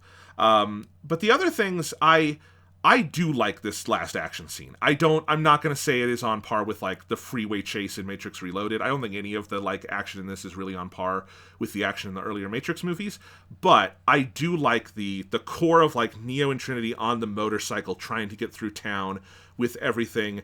There is some repetition in Neo, mostly using the kind of like force pushes, but I think they find a lot of creative things to do with it, and particularly there's a couple of shots of like them having to like slam cars down and then like jumping over them, and the way they kind of do a modern version of like the bullet time slowdown to show the car just shattering into pieces and the characters like jumping into the air over it. Some of those visuals took my breath away, and I do think this movie has really fantastic visual effects. And then so I liked all of that. There was one other thing I was going to address from what you said, but I'm forgetting it right now. I'll just leave it at that for a second. Oh no, I did like the whole kind of heist thing of getting Trinity out of there, because they set up that was going to be a difficult thing, and I liked that was kind of your payoff for the machines and humans working together, was how they're able to pull that sort of little heist off. And I liked this is just, I don't even know thematically where this fits in, but I just thought this was such a crazy, sick visual idea that I wish they had somehow found a way to work it into like the substance of the final action sequence, of Bugs having to jack in alongside Trinity to get her mind out of it. And so you have the scene of Trinity doing the fight where she's switching between her and Bugs, and then you have the whole, this shot was in the trailer, of like her like exploding consciousness out into like 7 versions of herself. I wonder if there was a way to do this final action sequence where they have to be jacked in together for some reason, and the bodies are like switching back and forth. That might have taken the focus off of Trinity, but there's something cool there where that visual like spoke to me very powerfully, and I liked that.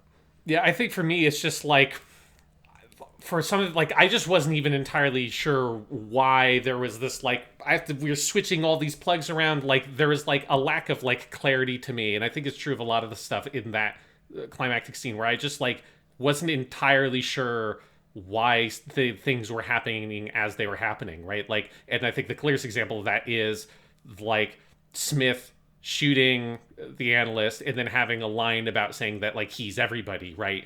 And then having like a swarm of people come up that feels like it's like Smith doing his thing of taking over the Matrix, but apparently that's actually the analyst activating the Matrix zombies. And it's just like, and after which, but that a point where the analyst has been like destroyed or shot or whatever by Smith, like there's just like too much fiddly nonsense in there that like just takes so much of the immediacy out of it, right? Like it would be so much more powerful to have like Trinity and Neo, and I'm with you that like it should be Trinity being able to overcome the time stop power, because that would be the thing that turns the table on the analyst. That's the thing that would be the payoff of like the sort of, you know, like the emasculation of Neo at the midpoint of the movie, where he is like powerless to do anything, and like that's like one of the reasons why you do that kind of scene, is so that it can be turned on its head and flipped. And that's why you have your like snively shitty fucking villains like the analyst. Is there's a satisfaction with the payoff in having like a one up on them. And I think having it instead be this sort of like weird one-sided beatdown scene where Trinity just comes in and kicks the shit out of him at the end of the movie is like fine, but it doesn't have any like sense of like dramatic urgency or like plot structure or pacing to it anymore. And that's my problem with this big last action scene. It's like some of the individual shots and some of the individual ideas are like good, but it doesn't come together to me into like a holistic whole that is propulsive. Instead, it feels like a bunch of disjointed elements that kind of are bouncing around and distracting from every other element, and it loses a sense of dramatic focus. Yeah, I think it's hard, because I don't necessarily disagree with anything you're saying there, but it definitely pulled me through. The filmmaking pulled me through. The key thrust of the Neo and Trinity of it all, I think, did it for me. And I do like the final beats of this movie an awful lot. I like the them being pushed up to the roof, I think that is something that is super well done throughout the movie, of that the like formative thing for Bugs is seeing Neo up on the roof. The formative event in this version of Neo's like Matrix life is having had this like suicidal ideation that he was pulled back from. He almost jumps right before Bugs comes and pulls him out, and they enter the real world together. It is this consistent thing. It is that the flying is like this key Neo power that we want to see and we keep not seeing. They have a very well done visual gag of him trying to do the Superman leap into the air, and it doesn't work for him. He can't get it up. And ultimately, what it is Neo is a little out of step. This isn't the Matrix he was born into. I would imagine that a lot of his powers as the One, which exist because he was coded into them, just aren't going to work in this version of the Matrix. And it winds up being Trinity, who... There's a couple of reasons for this. I think there's she is like the new person who has been like rebuilt and jacked into this thing, so she's been created more as like the One of this world. But also just something about Trinity being the one to finally have this awakening, and her fucking deserving it, of the jump off of the building together, the leap of faith, the, hey, either we die or we fly, but we're together and this is what matters. And they do wind up soaring because she's able to do it, and that is what saves them. And I think then the final scene of them confronting the analyst together and then going off and being the coolest shit power couple, rebuilding the Matrix as they have the power to do now, apparently, which does make some sense, that Neo was, like you said earlier, was like building his own Matrix within this thing, so they do have this power of manipulation. All of that just worked for me, and I think it, sometimes I think there's this way the Wachowskis in their work have this, and this is clear in the original Matrix 2, this dovetailing of like radical politics and radical emotions being these things that kind of ignite each other off. And again, I just do think this moment of empowerment coming from this act of radical love between the two of them, and this trust. And I saw a really good thread from someone last night who's like an activist and was talking about the Matrix and like the way this movie, that the sequels, she respected them, but they didn't really speak to her, but this one did, in part because of what it does in terms of like, I'm going to say transgender, across gender, not literally like people who are switching there, but across gender, like solidarity, and Neo being, Neo having this emasculation in that he's losing some of his powers, but not caring about that because his bigger trust is in Trinity, and they wind up filling in each other's gaps at the end of the movie, and the movie has a lot of mirrorings of that throughout, is something that they just found incredibly powerful, especially in a big Hollywood movie like this. You just don't see some of these themes. And I think overall, like what they do with Trinity and her getting that power of flight, it is also a reworking, I think, of this reboot culture where there is this kind of like bad pop feminism in a lot of like modern Hollywood, where it's the fake woke brand thing of like, well, if we give it to a girl and give her all the powers and then like, and we don't do any other work, that's feminism, right? And it's like, no, what they do with Trinity here actually has like a radical dimension to it in giving her that power, not just because on a whim she gets it, but because there's this build up to it and there's this earned sense of it, and there is this like constrained identity that comes loose.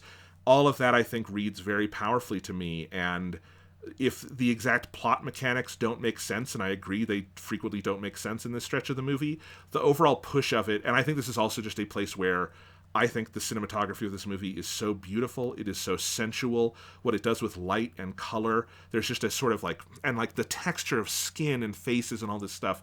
I think it's a really beautifully shot movie, and it's a manifestly digitally shot movie. It's making no attempts to look like film. It is very video, and it is very clear, and it is a very much a window onto this world. And I think it's one of the most beautiful uses of digital photography in this kind of like big Hollywood space that I've seen, because it is the opposite of the flat, colorless kind of Marvel thing. I know I'm rambling here, but these are all the things that added up to me feeling very paid off at the end of this movie. Yeah, like I think I like all those things like intellectually, but I think like the kind of like the chaos and confused structural storytelling stuff of the climax kind of prevented me from like really kind of like emotionally engaging with it. Because there continues to be like a couple of weird things of, I found, because I love the idea of like, and all the shots of like them falling, and then Trinity is one who flies and Neo's hanging from her, and all that is great. I do think I think it's like a weird choice to then have, there's like this assault helicopter that like flies up into the shot, and then they see it, and then they fly up and away, and then it just sort of like fades into them being out of the Matrix and fades back into them being in the Matrix for the end scene. Like some of that stuff, like I don't know, there's something weird about the like, oh, there's a helicopter here, let's fly away and then off screen get out of the Matrix, and like I don't know, there's something that felt weird about the way that was kind of like edited and staged to me, that I thought like it just kind of felt like, and now we have to end. And I wish it had more of like a wrap up for maybe some like the other characters and stuff like that. And I think part of that also just comes from how confused the whole climactic scene was that I just didn't feel like I got any payoff from like my investment in the new Morpheus or the new bugs or any of like those elements in the movie, and they just kind of like ended up fizzling away in this weird sort of chaos of the last act.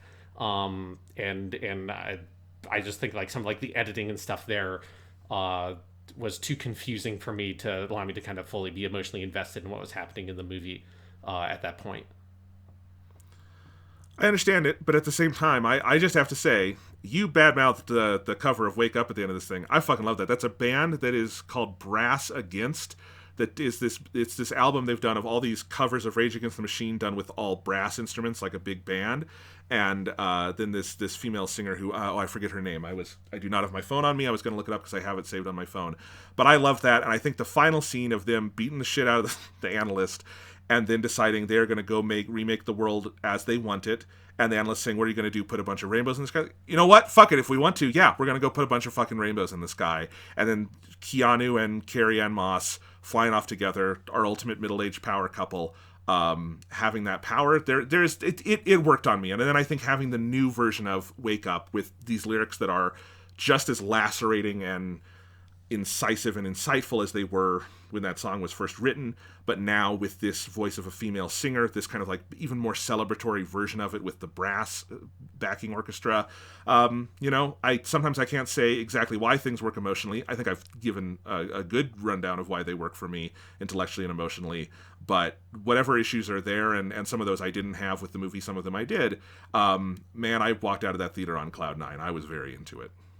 Yeah, I'm just gonna have to agree to disagree on that cover of Wake Up. I don't know. Like I saw someone online compare it to the song that plays at the end of the Wolfenstein 2, the new Colossus, which is also like a very bad cover. I forget what the song is.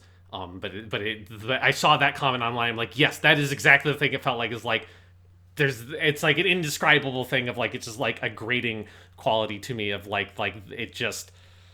I just don't like it. Well, I've gone and I found the song on Apple Music and I've listened to it a couple times, and I just think the vocals are really good. It's this black female singer who in the like music videos and stuff, I think it's a really cool. It's her and then this big brass ensemble, and I really like that. It's something that definitely like scratched an itch for me, and I think there's also like a thematic import to like the way they use this song, but reverse it sort of in its orchestration and the gender of the singer. There's all these things that I think are interesting to that. But yeah, I think this gave me.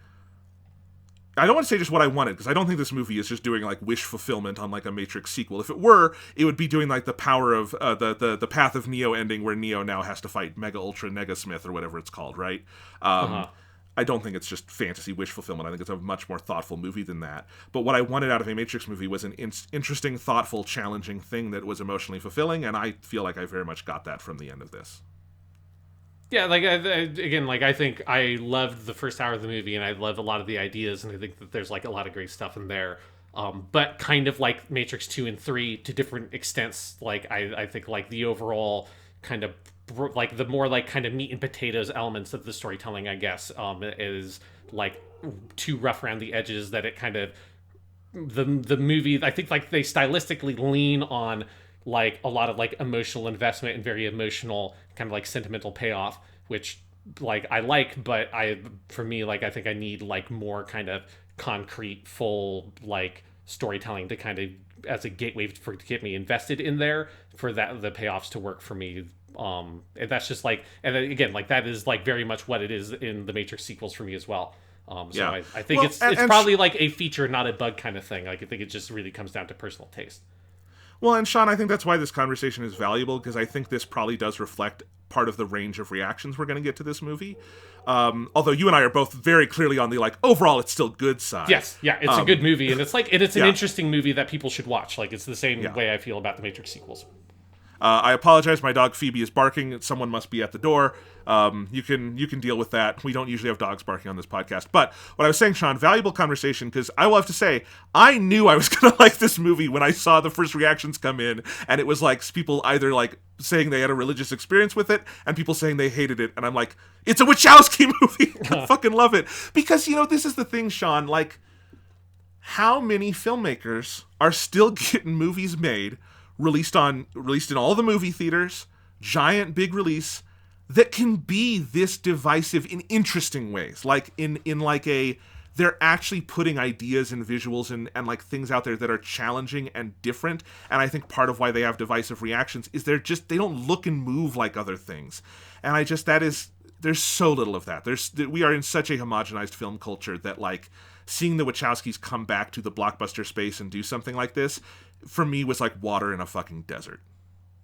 Yeah, I think, since I just don't watch that many modern movies, it probably, like, doesn't quite have that same effect for me. But, like, I agree, like, of, like, the modern stuff, I do end up usually seeing, which is broadly Marvel movies and some other stuff here and there, that, yes, like, this is, like, I can complain about some of, like, the structural elements and stuff like that, but I can't ever say that, like, this movie doesn't have its, like, heart in the right place, or that it's not, like, being critically active with what it is trying to do, because it always is.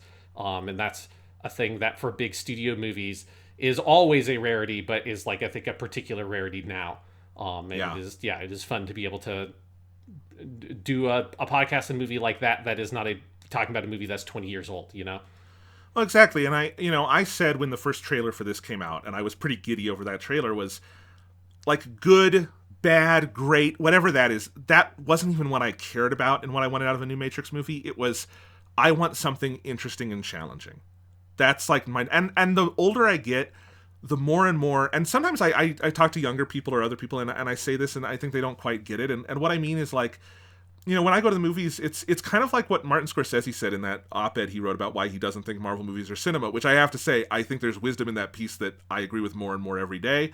And I think part of that is what he said is that, like, to him, cinema, the definition of that is something that you walk in and the art reflects something off of you, and it's challenging and it shows you things. And more, that's the thing I crave. And it doesn't always mean I will watch something that I like or love, and sometimes it'll mean I watch something that I fucking hate, and then I will realize a few days later, man, that was really valuable that I watched that movie I hated, even though I will never watch it again. Like, it wasn't for me, but I feel like I learned things about myself and about art. I had a couple of movies like that this year. There's some acclaimed movies this year that I know won't be on my top 10. Two of them are Titane and Annette. And those are, Titane I respect the hell out of it. I could never watch that movie again because it's a kind of like body horror thing it's doing that is so extreme I have trouble with it, but I think it's a brilliantly made movie. And Annette is a movie by Leo Carax that I fucking hated and despised every moment of. And then the more I thought about it, was like, I still hate it, but I'm glad I saw that movie because I think what it was doing was interesting and valuable. I do love The Matrix. I very much resonate with what the Wachowskis are doing, but the number one thing this movie gave me, and I agree that it is messy in places, and I'm fine with that because that messiness is interesting and it isn't safe, and that is just so valuable to be able to walk into a theater and see a $200 million movie that is a little messy and isn't playing it safe and is really interesting and engaged in so many ways. And I think, if I can ask for anything from cinema these days as it fucking dies and leaves the planet, that's what I want. I'm 100% with you on that. Yeah. I also did just want to give a final shout out to the cinematography of this movie, because I've seen some people dislike the look of this movie, and I do understand it because it is really different than the other Matrix movies. It is, like I said, much more digital, and it is, I mean, literally, because this was shot digitally. Matrix 1, 2, 3 are all shot on 35 millimeter. They have lots of digital effects, but, we just watched the 4K versions of those, Sean, and they are very filmy movies. They have a lot of grain. They have a lot of texture. This movie doesn't. This is very digital, but I think this is digital in the way some of, like, Roger Deakins' work has been, where it is embracing the possibilities of video and that it doesn't look like film. It's very clear, and you can do some stuff with like lighting and color that's just going to look a little different, and I think it's really beautiful and sensual, and I was actually really impressed. I had, in pre-release like reporting, we knew that John Toll, who's a major cinematographer, he won the Oscar for Braveheart, he shot the pilot of Breaking Bad, he shot The Thin Red Line, one of the best shot movies ever made. Great cinematographer. He's worked with the Wachowskis before. He shot Cloud Nine. He shot their Netflix show. Legendary cinematographer. But at the end of the movie, I saw it was credited to John Toll and Daniel Masakesi. And I don't know that name, and I looked it up. John Toll shot for the pre-pandemic portion of the shooting of this movie, which was only 17 days of photography before they had to shut down for the pandemic. And when they came back, John Toll is an old man who probably did not want to be out of the house. My understanding is that he felt unsafe leaving and shooting this movie because of family stuff. 100% fair enough. So Daniel Masakesi has been the camera operator on the Wachowski movies for years.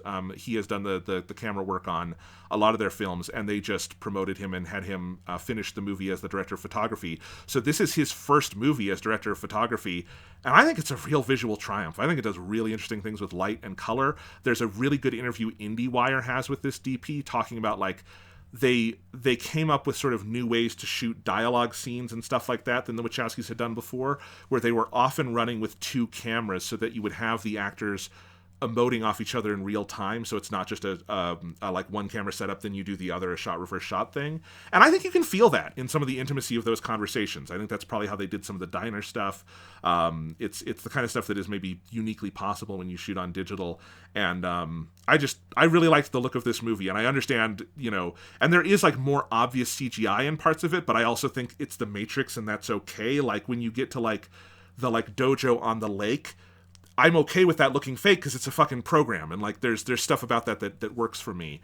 Yeah, so that's just something I wanted to mention there. Yeah, I think I generally like it. Like it didn't, like that element of the movie didn't blow me away necessarily, but I like the overall aesthetic. Like I like how like there's a clear like thoughtful artistic choice being made as to why the aesthetic has changed and how that relates to like the themes and ideas of the movie.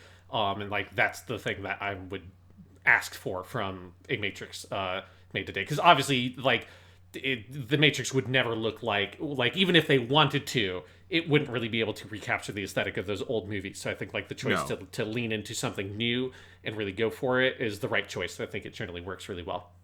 I also like the musical score, also not by the original composer. This is now by Johnny Klimek and Tom Tykwer, who have composed for the Wachowskis lately. Tom Tykwer is also a German director who co-directed Cloud Atlas, and then they've done a lot of collaborations since. And I think the music... the cue on the soundtrack that is when Neo and Trinity fly at the end is one of the most gorgeous pieces of film music I've heard this year. It is this like big, triumphant reworking and extension of their theme from Matrix 1, and there's a lot of stuff like that I think is just gorgeous. And the one character we didn't mention is Sati. I did like having Sati back as an adult, as this like kind of your new Oracle. She's played by Priyanka Chopra, who's one of the most famous actresses on the planet, maybe less so for American audiences. But yeah, I think a lot of that was really cool. Yeah, the music didn't necessarily stand out to me, like not in a way that like it was bad or good, like just in a way that like I didn't really notice it, and I haven't listened to the soundtrack separately, but I did really appreciate bringing Sati back. I thought that was a good, like, of more minor characters to pull from the older movies. I thought that was like a smart one, and it like works really well. Like that worked for me a lot better than like bringing the Merovingian back did. Well, I think the idea of like Sati stepping into a role roughly analogous to the Oracle makes sense because she was with the Oracle as a kid. And it also speaks to what we knew about the Oracle and what we know about the machines now, which is they have sentience and choice. And she kind of chooses, knowing it's risky, to kind of pick up that mantle. And that worked for me. That's cool. Yeah. Yeah. All right. Anything else to say about the Matrix Resurrections before we call it a day, Sean?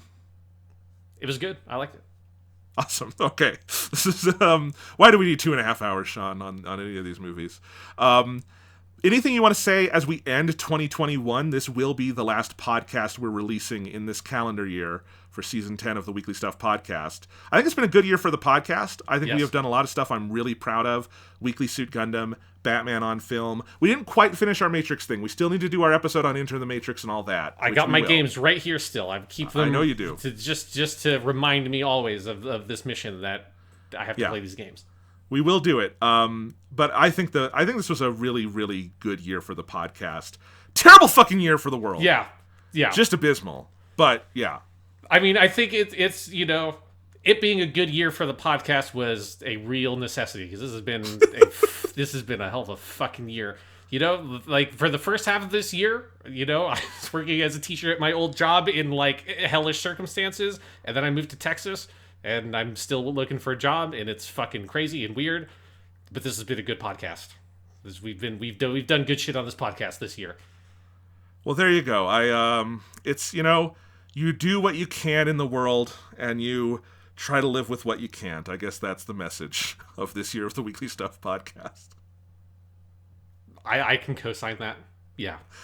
In the new year, we are going to have so many exciting things. Weekly Suit Gundam will be back in 2022 as we do Gundam The Origin. All 6 episodes in 6 parts, one at a time. That's going to be so much fun. We have that extra Matrix episode to get to. We have our Batman on Film project to finish. The new Batman movie comes out in March. One of the first weeks back in the year, I don't know if it'll be exactly the first one, because it'll depend on what we want to do, will be our top 10s of the year. I'm going to do movies. We're both going to do games, I presume. All of that kind of stuff. I can do like a top 3 or 4 movies, Okay. Like I could throw together a like tiny little baby list if you want. Here are all the movies I watched that came out in the year 2021. There's like I'm going to do it on the podcast proper, just because this has been one of the best years of movies in my fucking lifetime for everything I've followed. So it's particularly special to me. But we'll present that in some way. But there'll be a lot of fun stuff on season 11, year 2022, that will build up to our 10th anniversary podcast in June. Jesus Christ, that's going to be one where I think that'll just be like the podcast equivalent of that scene in Last Crusade where the guy drinks the wrong chalice. Yes. So, yeah. I was literally going to make that exact joke, and then you went ahead and made it for me. Like, I was going to say, that's the podcast where we just like record the sound of us fading into dust like the guy in the Last Crusade. This is why we host this podcast together, Sean. All right, what's your final message to the listeners? I'll let you have the last words for 2021.